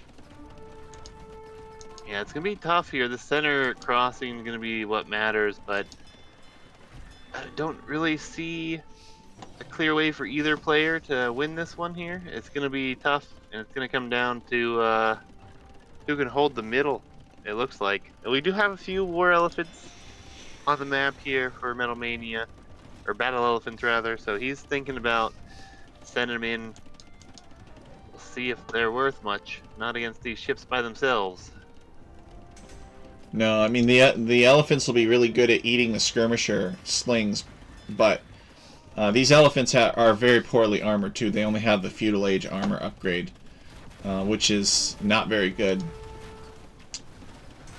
I'm liking J Skill's position here. Looks like he's got momentum. He's going to push pretty nicely here. He's got some more ships coming in from the back here. Metal Mania does. Metal Mania does have the score lead, but most of that's with the economy right now. J Skills housed here quite a bit still. He is pushing that castle though. And as long as he can keep that up, he should be fine. I don't know what Metal Mania is doing at the moment with these galleys. They're not attacking. There he goes. He's moving forward now. So hopefully he can keep that from going down, but it's not looking good with 4 trebs sitting at him. Now, Metal Mania is getting the final armor upgrade for these elephants. I feel that he showed his hand too soon, but then again, we haven't seen J Skills invest in any countermeasures against the elephants. He hasn't like built any barracks or researched pikemen, or he hasn't really made many monks. It looks like he just made 1 monk, but I don't really think he's intended to counter mass elephants. So Metal Mania making some progress with the elephants, perhaps, but J Skills has a lot of navy here at this time, and I don't know that the elephants are going to be able to finish off the trebuchets. They killed 1 or 2 trebuchets, and they did have a good push. Oh, Metal Mania losing access to these 4 relics. That's very unfortunate. Alchemy League is standard victory condition, and if Metal Mania had picked up the last of the relics, he could have started a countdown. Would have been interesting for sure. We do have the battle elephants going to be out here on the map, though. He is going to try to defend with them. He's got a bunch of stables going to be producing with them here, and he's got some navy coming in, so maybe he can hold this back here. He's got a castle coming up on his face here, so if he can deny that, that would be huge. He has a score lead, but he hasn't really been acting like it. You know, J Skills has had this really effective push, but maybe that was Metal Mania's way of drawing J Skills in to overextend. J Skills is going to get this castle up, although it's going to cost him several villagers to do so. At least I thought J Skills would get this castle up. Oh my goodness. These villagers are getting chased down. Castle. No, they get stampeded, and it's a doubt castle. J Skills sending some more people to finish that castle. And I think he's going to finish it, but boy, at great cost. Castle goes up, and I guess the elephants are going to... What are the elephants doing? Oh, the elephants are going to attack the monk. Alright, they do not want to change sides, and they're going to help these ships out. But I think that this castle could do a lot of damage to the elephants. I feel that Metal Mania should probably mass some elephants up and then come charge this castle down. Okay, we do see J Skills making spearmen at this point. He realizes how committed his opponent is to elephants, so he is investing in countermeasures to those elephants. Yeah, it's going to be tough, though, obviously. He's got a lot of ground to take over here. He does have a huge eco lead. He's got 156 vills, over booming on the vills. So at this point, what he really needs is his opponent to raid him, so his military count can go up. But he's mass-producing vills still. Still has 22 of them queued right now at the moment. So very tough when you're overqueuing that much. He's not lost many villagers this game as well, so that's really going to start to pile up and hurt him here. He's going to end up having to delete some before too long. And the military count is suffering. J Skills has 51 military, Metal Mania has only 21, so definitely something he needs to correct here. We are going to see bombard cannons from Metal Mania here shortly as well, so that will definitely help the push. J Skills looking to recover some of these relics and bring them back to a safer monastery. Or Metal Mania, rather. J Skills is pushing in on that area. He has pikemen. It's important to note that pikemen get bonus damage against ships, and halberdiers get even more bonus damage beyond that. J Skills getting the final armor upgrade for the pikemen. He seems that he's strapped for resources at the moment. Both players have a pretty vicious slog here in the center. J Skills managing to keep this castle up for now. Where is Metal Mania's... Where's the siege coming from on this castle? I can't even see who's sieging this castle and from where. Yeah, I think it's just the one siege workshop there, like right in the middle of his map where those trebuchets went down. It's not a great place for that to be at, but I guess he got 2 siege workshops there actually. But no big push on the outside here for either player with the navy. That could have been really beneficial for raiding. We do have some docks that have gone up in the far left corner here for Metal Mania, so he's going to try to start building up down there, it looks like, a navy. But before too long, it's going to be pretty tough as far as gold is concerned. These gold piles were smaller, and there's not a ton of them left here, all things considered, and they're eating through gold extremely quickly. Yeah. Elephant's very, very expensive. I don't know that J Skills is going to, or that Metal Mania is going to continue with the elephants. I don't see him making any more elephants. Let's check his point of view. He's got 159 villagers, 158 villagers, and he's got 30 villagers in queue. And I guess he's just going ships for now, which is not good, because if J Skills does break through and gets some production buildings on this side, then Metal Mania will not have a land unit answer to what J Skills is doing. And I think J Skills has a very good chance of winning this game, even though Metal Mania has been in the lead for the majority of it. Now, Metal Mania is actually building on J Skills' island too. He's got his own Vietnamese castle. He's queuing a trebuchet from it. He's building a few archery ranges. So he's kind of solidified his hold. But the breakdown is not along the channel between their empires, but rather sort of this strange midpoint in the crossing. Yeah, Metal Mania has very limited gold control right now. He's got a few tiles in the peninsula over here, but really he's lost the one on his home island. J Skills has already been taking that one. His gold count is just gonna start to diminish here. It's not looking too hot on the gold. He has a little over 500 right now, so spending it like this though, it's gonna go quick, and J Skills is just banking it up, already at 1800 gold in the bank. He only has 9 on food right now. He is losing a lot in the back. Metal Mania has some galleons that have killed quite a few vills back there, and has started to attack the infrastructure as well. But it looks like Metal Mania is definitely going better on water. But coming down the front, J Skills is taking everything, even stealing a few relics here, bringing them back to his own base. Yeah, Metal Mania needed to secure those relics a little bit better. He's only got 1 relic that I can see right now. And Metal Mania's gold composition is, or his unit composition is more gold intensive. And it looks like the score is flipped now. Metal Mania is in the lead. J Skills trailing behind. Yeah, the pikeman raids doing good work with some skirmishers and even a few samurai mixed in here and there. Not elite or anything, just regular samurai, still doing the job. Looking pretty good here. Metal Mania is pushing on the island here though of J Skills, and that's going to require an answer, but there's not one to be found yet. So all in all, I like J Skills' position, but Metal Mania is taking back some land control. Metal Mania pushing in on J Skills' base. He's taken a gold from J Skills on J Skills' island. J Skills has got a ram rolling in.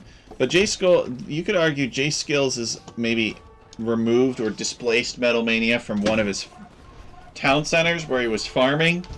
So does that mean that Metal Mania is running out of like usable, buildable map control? Well, I don't know. I'm gonna check the villager Metal count. Mania has taken over the other island here. He's pushing his whole economy that direction. So it's going to be awkward. There's a very weird lumber situation going on for Metal Mania here as well. I think that's his biggest problem right now, actually. He does have some gold control. The wood is getting harder and harder to come by here, though. He's got a bunch of villas headed forward. We're going to build a town center over here on J Skill's starting side. And that actually is going to be quite nice. There's gold, wood, everything you could need there, but J Skills continues to push. And he's kind of taking over on the other side. Elite Battle Elephants are in and out on the map here, trying to kill off some of the eco from J Skills. A little bit of a base trade here. And Metal Mania working his way around the island with ships, just attacking some of J Skills' lumberjacks. J Skills is essentially reduced to taking lumber pretty much in the center of the map, right in front of his castle or in front of these town centers that he's building. it's very chaotic game. J Skill's not really focused on any particular place. I don't know where he's focused his military. He hasn't even gotten halberdier yet. I feel like he needs some halberdiers. He needs some onagers maybe, or some capped rams. J Skills though pushing all this Metalmania forward onto his island here, destroying a lot more of the infrastructure. His population continues to suffer. Villagers are getting killed on this awkward lumber situation over here. I think J Skills is game to win here.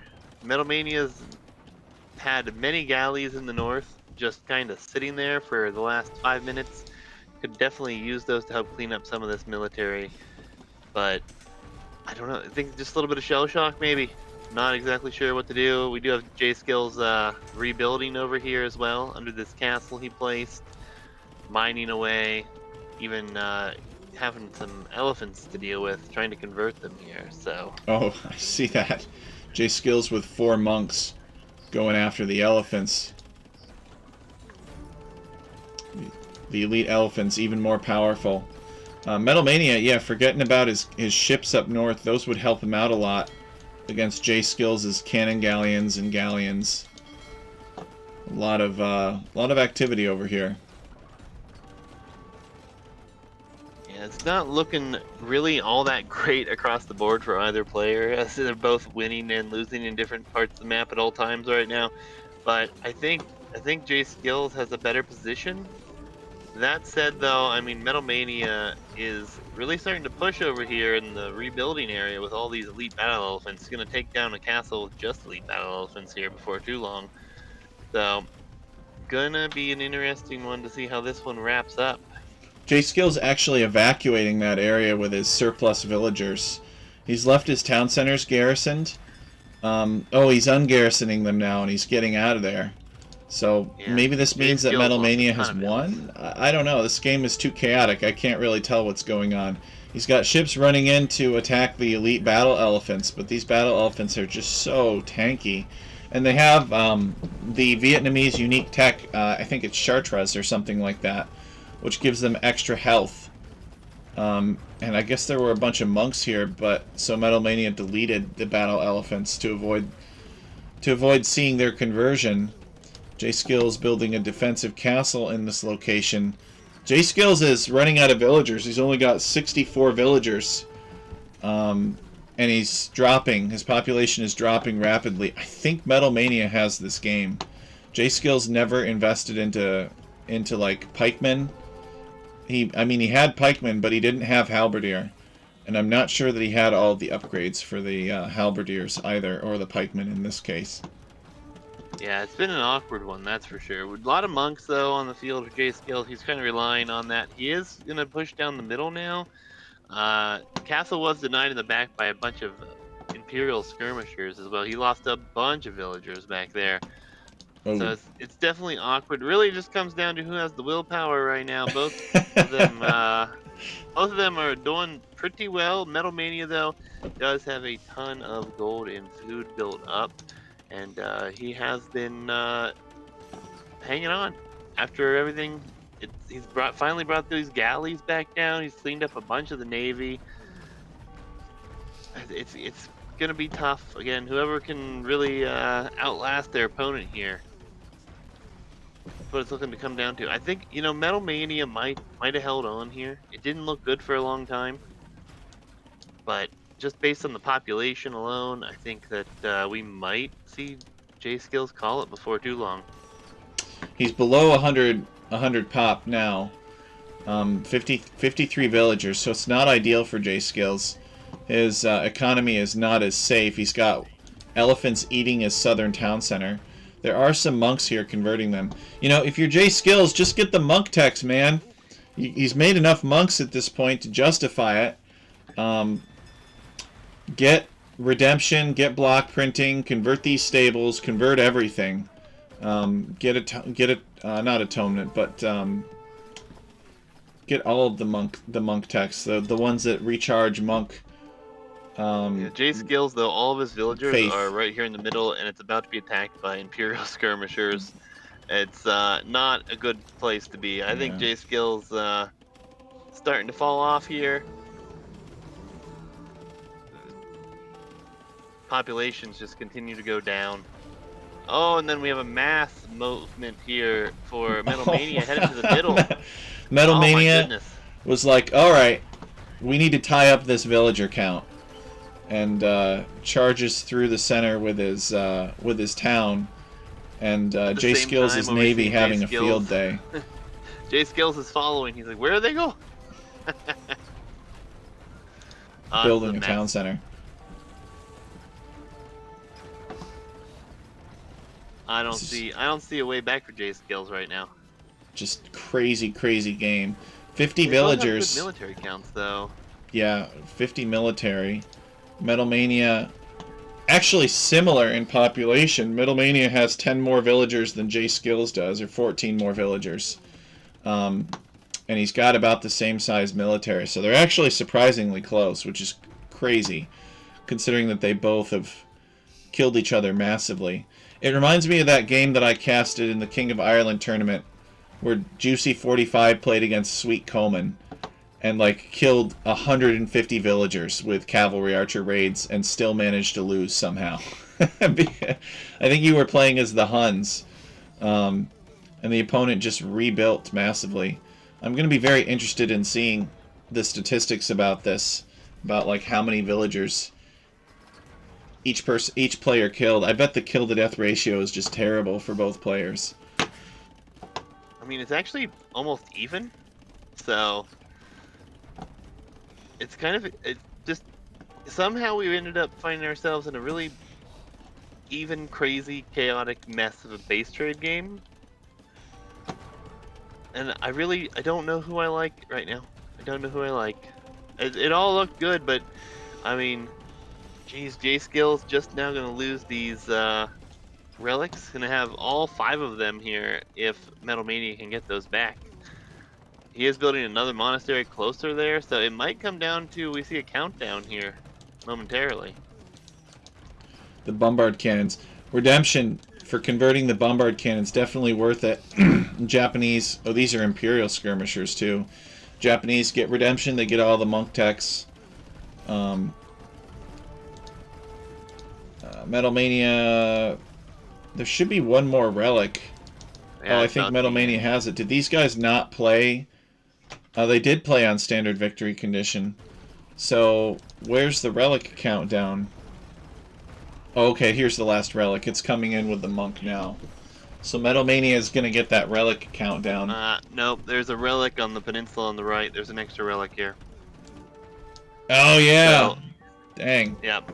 Poor Metal Mania. So yep. And there's actually one didn't make it back as well. So, there's a few extra relics on this map, making it even more difficult, especially if he was counting on that for some sort of a victory condition, but oh, those monks, they're all built up in the middle now. J Skills is coming. Bombard cannons and Imperial skirmishers, though, are trying to deal with that. J Skills converting Imperial skirmishers with monks, which is not really... Yeah, he needs some of these elephants in front to soak. That's a little better of a combination here.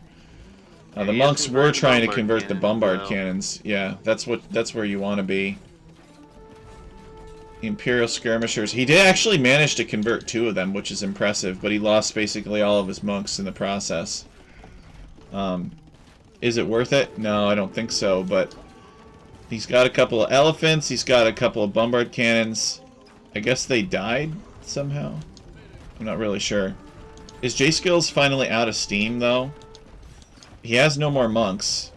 He's got 2 elephants, and he's got a few trebuchets.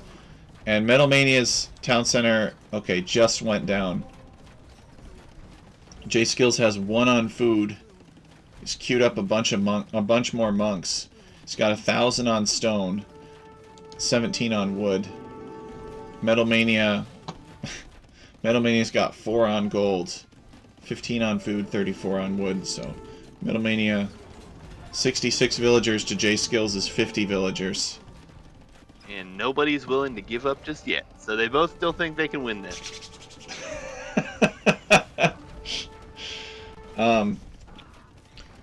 I'm glad that you're here with me for this, Juicy, because this is a pretty wild game. I gotta say, they're both. J Skills is moving to his opponent's island to do some farming here. He does have that other town center producing again. Needs to get some villagers working over there, but I mean, at this point, who has the will power? That's all it comes down to. I would. Before long, yeah, we're gonna be out of wood and still sitting here. So buckle up, folks. I would have called GG about half an hour ago. I would have been like, oh dang, you know, it's an extended period Imperial Age struggle. I don't know about this. Yeah, it's been an interesting one. I mean, it looks like just because of score and the relics that Metal Mania should be able to take this one here. But I mean, the fight for J Skill, he's still in it. But I think the reboom, it just looks like Metal Mania is going to be able to do a better job with that and outlast him quite a bit here. It's going to be tough, but yeah, well, there's another castle going up in the south trying to rebuild, so let's see what happens here as well. J Skills he's still at it. 109 population against 76 population. J Skills needs to finish this castle so that he can have population room. Metal Mania building the siege workshop in the south for whatever reason. I guess just because he sees there's a bunch of stuff here. Probably. He just wants to be my guess. Rams try to ram down these castles. Or scorpions to push the villagers off of farms. Yeah, Metal Mania looks like he's doing a great job doing the reboom here, though. And he still is holding on to those relics, but he is going to lose them here as that Treb's going to take down that monastery. So nice by J Skills to focus that position, that's for sure.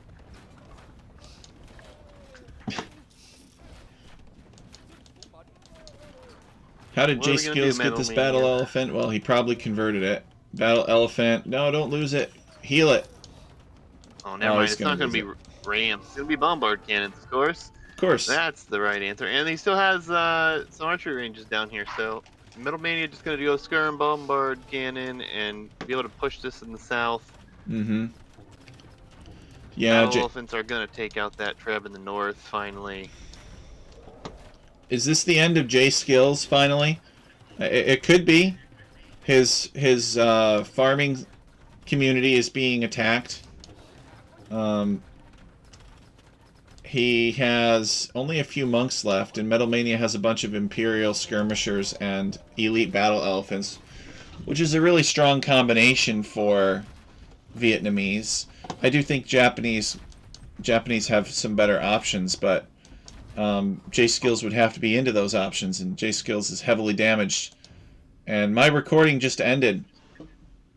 Yeah, J Skills resigned. He calls the GG. I don't blame him. A hell of a fight, though. What a crazy game one. My goodness. Yeah, that's going to be hard to match for game 2. But it was a very entertaining game. We saw a base trade. We saw monks. We saw pretty much everything except Japanese halberdiers. And maybe they started out with a really passive feudal age. They basically didn't really have a feudal age. They pretty much both went fast castle, but they kind of went about it differently. J Skills wanted to build a bunch of ships to block off this choke point, and Metal Mania wanted to just break across with some land units and raid his opponent and get Imperial Age first, and then flood across with elephants and other Imperial Age units. So it was kind of interesting to see their interpretation of this map.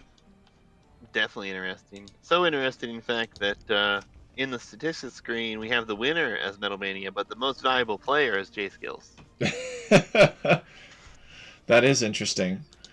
Look at this: 472 kills, 466 deaths. That's about upper 400s kills and deaths for both of them. Similarly large numbers of buildings destroyed. Usually when you have this large number of buildings destroyed, it's like very one-sided. It's like one player has 100 destroyed and the other player has 10 or something. But in this case, they both have very large numbers of buildings destroyed, which gives you a ton of score. J Skills with more unit conversions. Metal Mania with a larger army. Metal Mania bigger eco except for stone. Metal Mania with faster Castle Age. J Skills with faster Feudal and Imperial Age. Metal Mania ended the game with 1 relic. And he did have more relic gold overall. J Skills had more castles. But what a wild game. Yeah, that one's nuts. That was best game of the evening so far. My goodness. So the last one is Malians versus Portuguese. Load into the recording. All right, so I am on 0 seconds and ready whenever you are. Count us down. All right, 3, 2, 1, go. So J Skills is playing as the yellow Portuguese, and Metal Mania is playing as the gray Malians. And to my relief, there is no water on this map. We're not going to have to deal with galley rushes or anything like that. Looks like it's a relatively open land map, similar to Arabia, but maybe a little bit harder. Thoughts? I mean, this map looks like Arabia, but just a little bit more open and difficult. What do you think? It's definitely Arabia-esque, but the nice thing here is if you can secure yourself a nice position, these gold piles are pretty nice. Some of them have 1,300 gold per pile. The stone, some of them have 683. A lot of these trees are random. There's one tree in particular over here that has like 190 wood, and then one right next to it has 257. So that's an interesting situation to deal with. Both players also have these lovely hills right in front of their base, so it's going to be a tough place to defend, but also a good place to secure. So definitely looking forward to how this works out. Malians and Portuguese both rather good in these situations. Probably bigger fan of Portuguese personally, but nothing wrong with Malians. Could be interesting. I really hope to see some early aggression from out of these two, though. Could be tough. They might just fast castle. Starting scout is a pikeman, and when you start this far apart, people want to go scouts. But scouts don't like pikemen. So I don't know. I mean, somebody might still go scouts, or they might go archers. It's not terrible. They could be further apart than this.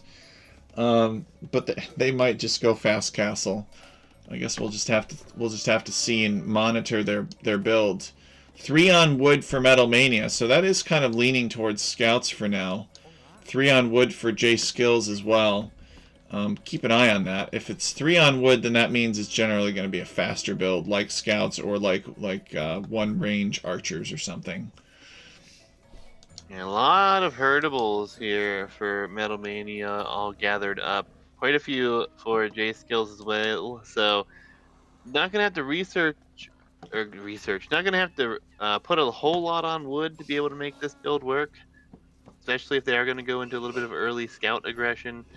It looks like Metal Mania gonna get housed though. He's gonna end up having to research Loom here. Bit unfortunate for him, but we've all been there. And it looks like actually J Skills doing the same thing. So yeah, Loom, both of them getting like 15 pop and then Loom. So Metal Mania 3 on wood. This tells me Metal Mania is going Feudal Age aggression. J Skills has 4 on wood. So still could be feudal though. You just 3 and 4 both viable for early aggression. It's true, but everybody, like, I haven't seen many people doing the 22 pop archers anymore. It's just I don't see it very often. Maybe people still do it. It seems like when people go archers now, they do like 3 on wood and they do some crazy 19 pop archers and they just get a few archers out with the range and then they add more eco and capabilities beyond that. So they'll add the blacksmith next and get the techs. Maybe Juicy still does the 22 pop man-at-arms or the 22 pop archers, but I don't know. I haven't seen it very much anymore. I haven't played anything to have any relevancy to speak on the meta or my own build speed right now. But J Skills did lose that pikeman to the town center for Metal Mania. So that could open up a really nice play for scouts for him. Mm-hmm. He is also going to scout the barracks here by J Skills, which doesn't really tell him a whole lot, but he's also going to scout the gold. So potentially knowing what's going to go on here is going to be crucial. Having that scout alive, even though it is just a pikeman, giving valuable information away here. Well, Juicy, I think you were right. The 4 on wood is part of a man-at-arms build, most likely. 2 on gold means generally means man-at-arms. So J Skills is going to come across the map with 3 militia, which he's on his way up to the feudal age now. He's just got housed again. Poor J Skills. He gets housed all the time. He needs to get one of those house mods. Maybe he did have one and it got disabled when he restarted, when the game was updated or something, and he hasn't re-enabled it. But he's going to get his 3 militia across the map, and he's going to have some man-at-arms on his opponent. And he's going to have a 20-pop man-at-arms, so it must be like some crazy Portuguese 20-pop man. Actually, he hasn't really done anything except take herdables, so I guess he just has a really good Portuguese, 19-pop or 20-pop man-at-arms build. And that's, I think, a good call, because that can deal with the pikemen pretty effectively. Yeah, we are going to see some man-at-arms potentially here from Metal Mania, as well as he's going to end up making 4 militia before he even gets to the feudal age. Metal Mania small walling in his gold, but this side is still exposed, but he also has kind of military around here, so now he's probably going to wall it in. Maybe not. Yeah. J Skills looping around the back.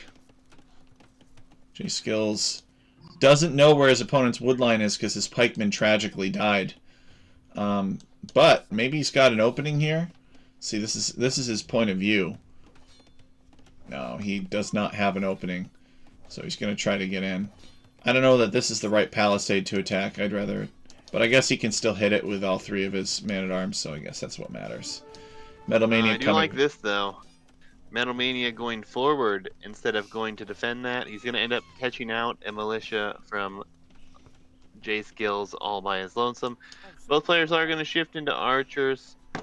J Skills will push his opponent off the berries, but that's not the end of the world. Again, pretty even start here. J Skills is going to have it walled up pretty nicely here, though, and he'll have archers on the field. Don't know that Metal Mania will get a whole lot of damage in either. It's a good quick wall from J Skills there. Metal Mania does not know about J Skills' woodline, actually. Neither player really scouted the other very well. I don't know if that's just because in the last game these guys didn't scout each other, like they're not scouters, or maybe the pikemen make it difficult to get a good idea of what's going on. So Metal Mania finding the woodline back there, but he's rebuffed by these archers. Oh, he's gonna fight him. He's gonna do that fancy flank thing and try to fight the archers. No, I guess he changed his mind. Both of them are gonna be all right here. They're not gonna take many damages, many losses. We do have, again, pretty even situation. Metal Mania's up by 2 vills, maybe a vill and a half at this point. So maybe just a little bit of idle time on the TC there. We do have a...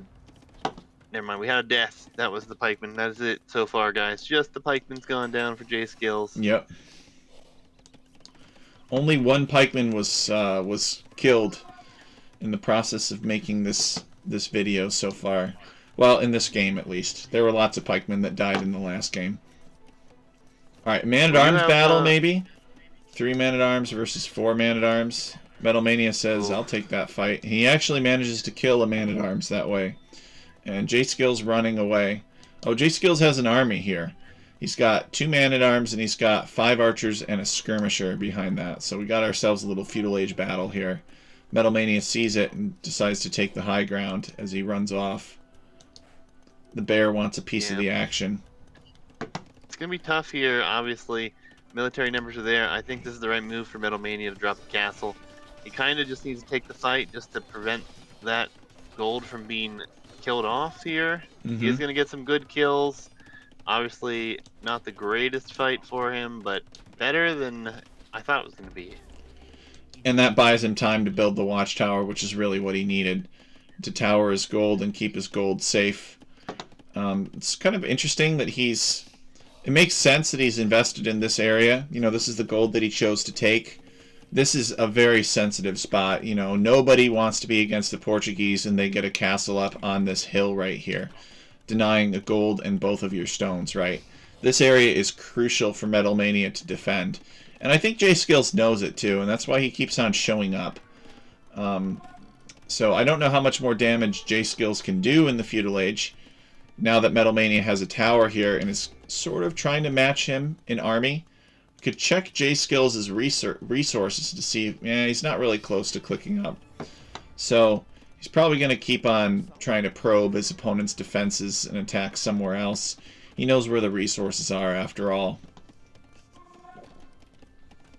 It's a nice position here for J Skills, though. He's got the military out, he's got it forward, he's forced his opponent to have to drop that tower, and it's not in the most ideal place. He is very safe at home. He looks like he's going to probably try to wall this up back at home as well, and honestly, I think if he cuts some production and shifts his economy around a little bit, he can be up relatively shortly.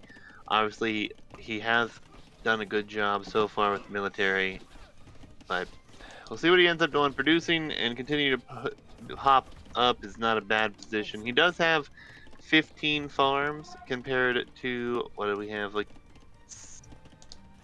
9 or so. He's adding more here for Metal Mania though, so interesting. Metal Mania is on stone with a few vills, so he could drop another tower in defense, and he might have to on this wood line here. Looks like he's got enough military to force J Skills back. So both players just kind of posturing into position. Probably going to both click up at similar times. We're going to see a second archery range in the back for J Skills, though. Oh, and we do have that Metal Mania tower that I thought we might see. He wants to be able to move out and not have to worry about defending his base here. Also 2 archery ranges for him as well. Heavy feudal for both. Nice investment. I like what I'm seeing here. J Skills has just about got the resources to click up to Castle Age. He did add the other archery range in the back that you described. Maybe adding it to the back to conceal it from his opponent. And yes, J Skills has clicked up to the Castle Age. Let's check Metal Mania's progress. Metal Mania is not really close to clicking up to the Castle Age, although he's slowly starting to get there. Metal Mania added another archery range as well. J Skills has not transitioned to stone, so he's not. Doesn't really look like he's planning any kind of castle drop. Maybe it's too risky. They both kind of want to do mirror crossbows, but you know, Malians don't really want to invest in crossbows long term. Their Arbalisters would be missing Bracer, which is a pretty big handicap if the game ever got that late. Some people really like, you know, to go fast Imperial Age with archers and have a ton of options, or not options, but like have a big power spike. It's not something that the Malians really have an option for, at least not in a very wieldy manner. Yeah, I mean, it's viable, though, to match what your opponent's doing until the Imperial Age. So I think what we'll see is probably work into some sort of a double gold comp here for Malians, adding in camels more than likely. Mm-hmm. He is going to be up early, and his opponent's military is forward. So I think if you are J Skills, you just take this fight, and you clean everything up, and then maybe you cut production. Maybe you switch into that eco boom situation, because he's cleaning everything up here without the upgrades even being in. Yeah, we had a good numbers advantage here. Metal Mania can't be too happy about that.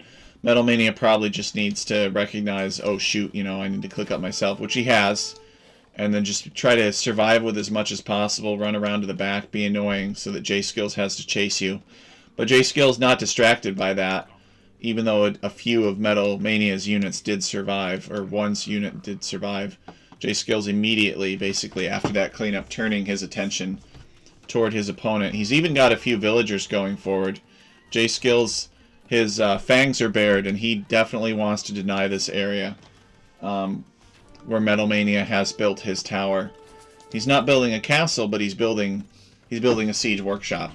So he definitely wants that forward position, and he's going to use his earlier castle age to get it. Yeah, Metal Mania though hiding the stables in the back. So I like what he's doing here. He's on his way up to castle. He's probably going to stop producing the archers.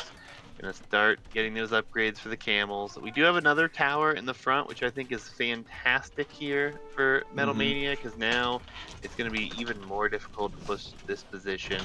He has also dropped one on his farms and another one on a different wood line. So he's gone very heavy into defending the base against these archers, making it very difficult here for J Skills to push him.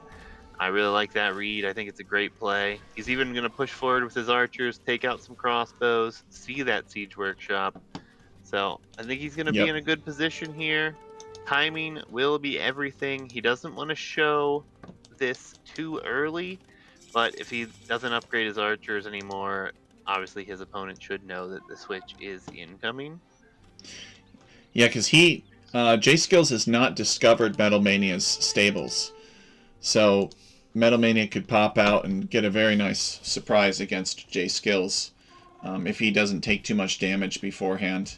I was almost thinking that, if Metal Mania did not have the cavalry switch, maybe a university and guard tower would be worth it for him if he's got 2 watchtowers here, because the watchtowers do have a hill disadvantage, which is unfortunate for Metal Mania. If that hill were just a little bit closer to his base, he could have kind of a nice hill advantage, but right now the hill is working against him, and that's going to make this mangonel very annoying to deal with. Look at that. Look at all that damage the mangonel does.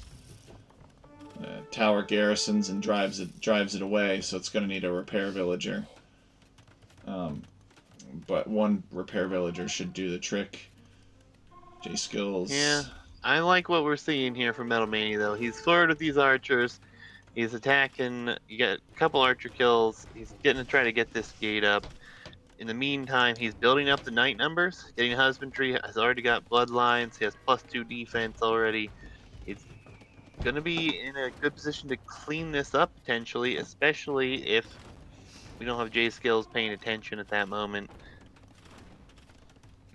Yeah, J Skills rolling the mangonels in. He's got 3 mangonels working here, and he's got the repair villager. And Metal Mania deciding to show the knights now to snipe these mangonels. He hasn't seen the archers. He's going to end up sniping at least 2 of them, it looks like.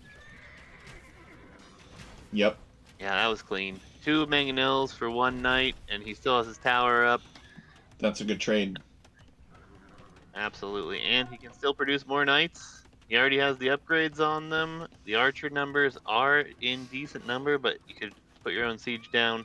Don't even know that you really need your own siege, though, at this point. He hasn't been under attack. He's got extremely good defenses, all things considered, and he's got the unit he needs with the upgrades he needs to try to dive in and take these out. So J Skills, go ahead. I think I wish you'd put a few archers in those towers, actually. I think that would be incredible for him. I would like to see J Skills go up to Imperial Age. He's gotten ballistics. He has the food for it. He just needs the gold for it. It looks like it's what he's going to do. He's getting wheelbarrow now.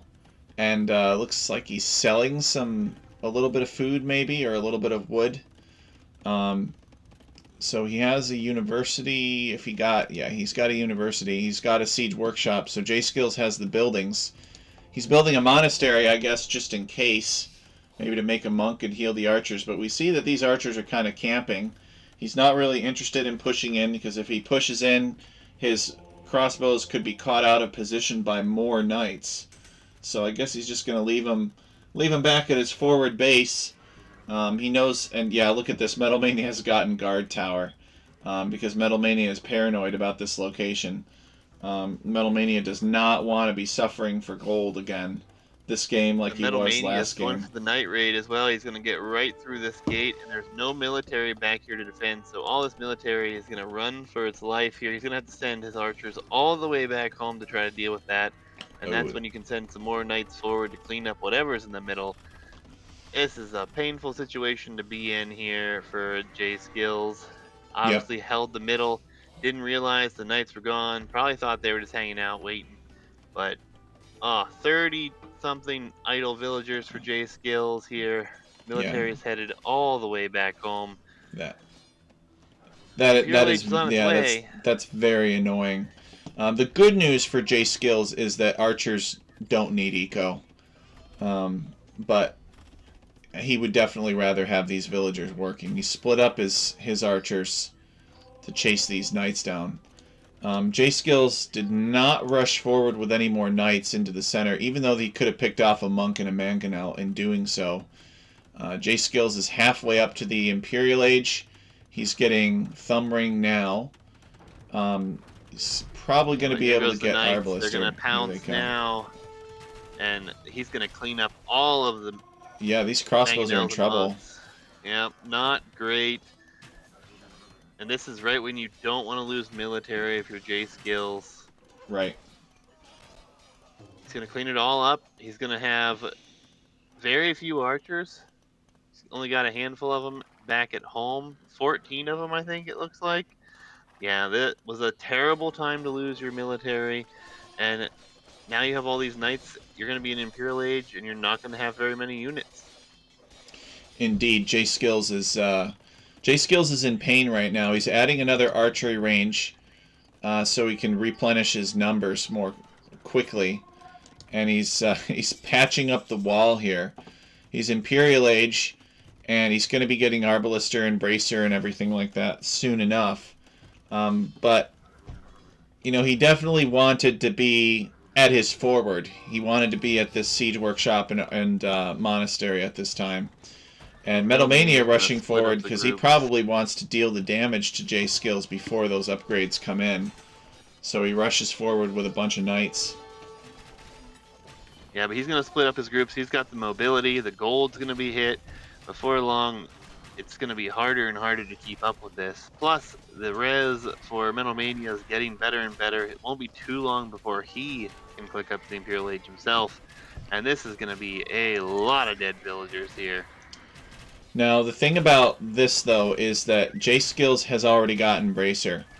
So these knights are actually not holding up against the crossbows as well as they would have against Castle Age crossbows.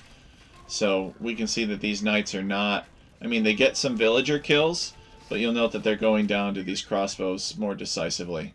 And so now that J Skills has killed the crossbows with his Bracer... Or sorry, he's killed the knights with his Bracer crossbows, he's going to be able to start pushing out across the map. Metal Mania has made a couple of rams that he sent forward to support these knights. But I don't think the rams are going to be effective anymore. And they should be taken care of. But this is bottom time. And you know what? Metal Mania, he might just go all in Castle Age here. He's continuing to produce the knights. He's cleaned up everything at home. He has guard towers all over his base. He could go back to stone for more. He might not go up here. He needs to address his wood eco. It's absolutely terrible. But otherwise, he might just try to produce as many knights as possible and try to surround these crossbows. It's a play. I would have preferred to see Metal Mania double down on the guard towers, like send 5 villagers or 6 villagers to stone, buy a little bit of stone, and build like 6 more guard towers in the front of his base, and then he has time to do pretty much whatever he wants. This is kind of a lethal volume of crossbows here. It's over 30 crossbows with Imperial Age range and attack upgrades. So I feel like you need a lot of knights. Oh, he's just going to ignore it. He's just going to go around and keep raiding his opponent. I don't know that I agree with that, but it is a choice. He knows his Arbalest can't kill him. They're not even Arbalest yet. They're just crossbows. They can't kill his base that quickly. He can do more damage, build up more numbers. I think this is fantastic play. He has 16 knights that are going to be just decimating the economy here. And these crossbows, they're fine and dandy, but there's more knights, there's more guard towers, more defenses, all things that are going to have to be dealt with at some point. And these knights, look at the mass evacuation up here, garrisoned everything. It's definitely throwing a wrench into the plans here. And now the crossbows are going back. He's not even confident in defending his base without those there. Yep. That is not a good sign for Jay Skills here. I don't know if he needed to send them all back, but certainly to send some of them back. And this is kind of the part where bombard cannons are helpful, where you get chemistry and that allows you to make some bombard cannons and send them forward to help you tear down the opponent's buildings before they're able to catch up. But Jay Skills has instead built a castle, which is an interesting choice. It's protecting his gold and it's protecting some wood, so it's a good castle. But he hasn't made any siege weapons out of it. And the lack of siege weapons is really getting in Jay Skills' way. He's not really able to do damage to his opponent's base and push out. He's finally got an Arbalister, and he's getting chemistry now. And he is building a forward castle. But Metal Mania has definitely bought himself a lot of time with these night raids. Yeah, I'm really not sure, though. There's nothing really, again, still nothing pushing him. So he's still got more time. He's going to build up rams, potentially, it looks like. Yeah, he's building more rams in the Siege Workshop. He's sending the knights back. There are some arbalests here. This could be a nice cleanup if he can micro this and get close enough, but looks like that's not going to be possible, so he's just going to bail out of here. Let the guard towers do their thing for now. The all-in castle play was really nice to begin with. Oh, and he's committed. He's not giving up. He is just going for more and more rams here. Check Metal Mania's point of view. He's very happy to sit on this right now. And he's going to actually send the knights back home for some healing, maybe? Getting iron casting now first, though. Yeah, he's not getting out of this anytime soon. The rams are going to be popped out of this siege workshop soon, though, and that will create a little bit more of a difficult situation for him here. Particularly if he waits for Jay Skills to be all the way in the back of his base or something, so the Arbalisters can't get over to the rams. The Arbalisters are taking a lot of free damage. They're gonna dive on this group of Arbalests. The rams are out.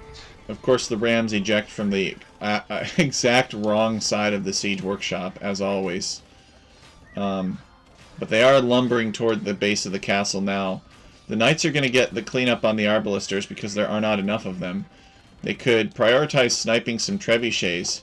They're taking heavy damage from the castle. Remember, this castle has basically all the range and attack upgrades that a castle can get for Portuguese. Yeah, but he's going to protect the rams. He's going to kill off a bunch of those Arbalests. All the Arbalests that had gone into the middle of the base over here that Jay Skill sent are now retreating and headed back to try to defend this castle. I think it's still a great position to be in, and obviously Metal Mania has a ton of idle villagers on his farms over there that could be working, helping him out a little bit more. But all the villagers going down here, Jay Skill's population's not looking all that great right now, and those Arbs finally getting back over here might be in time to save this castle. Trying to, and Metal Mania has sent villagers forward to repair the ram, which is I always find kind of hilarious. And Jay Skill's rushing forward to repair the castle, and it's just like a battle to get this castle down. And it looks like Jay Skills is almost barely going to win that battle with 167 HP left on the castle, which is pretty insane. Oh, Metal Mania resigned. Metal Mania calls the GG, but that was a spectacular fight. Metal Mania making some smart plays here, but I don't know, it's hard to contend with that fast Imperial classic Archers build strategy. It's it's got a reputation. It's known. They're pro players that's kind of all that they do. It's very strong. I don't know. What are your thoughts about the game, Juicy? I mean, it was definitely an entertaining game. Definitely interesting. I love the all-in castle attempt. Obviously, it did not go quite to plan there. I imagine he was hoping for something else there. But, I respect the attempt. It was good. I think it was an entertaining game, to say the least. Hopefully, we can see what happens in the third game here. There is no third game, Juicy. There are only 2 games. Each of these were only 2 games. It's either play all 2 or it's play all 3. They choose. Whatever they both mutually agree to do. Basically, after the game starts, then they're committed to it. But in between games, they can decide at any time how many they want to play. And we just calculate their statistics at the end of it. So there's a little bit of strategy involved for picking how many games you're going to play against different people. What a shame. I would have loved to have seen a third game between those two, but yeah, no worries. Me too. It was a lot of fun. But I set us up with some recs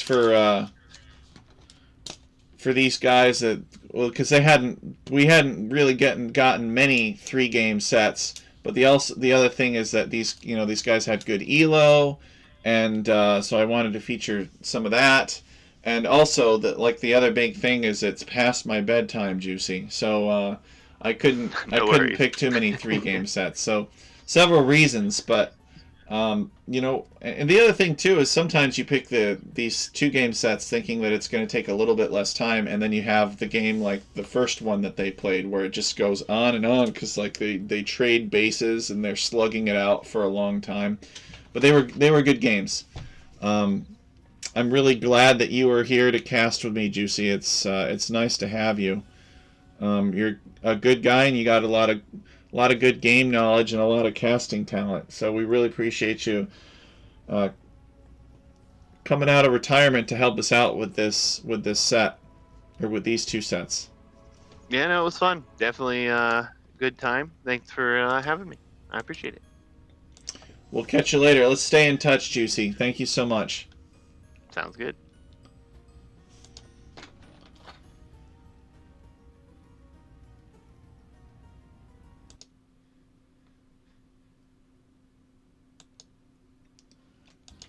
Alright guys, so that was Juicy45 helping us out with a couple of casts for Alchemy League Season 9. We casted Alexander versus Empire, and we casted Metal Mania versus J Skills, and both sets were really good in my opinion.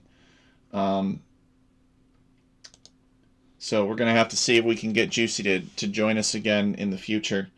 But he is mostly retired from Age. He does other games now. But that's going to do it for us tonight.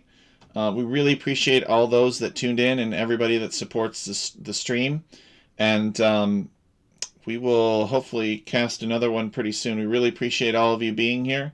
And hopefully we'll see you guys again for the next cast sometime soon. So thanks so much, everybody, and farewell.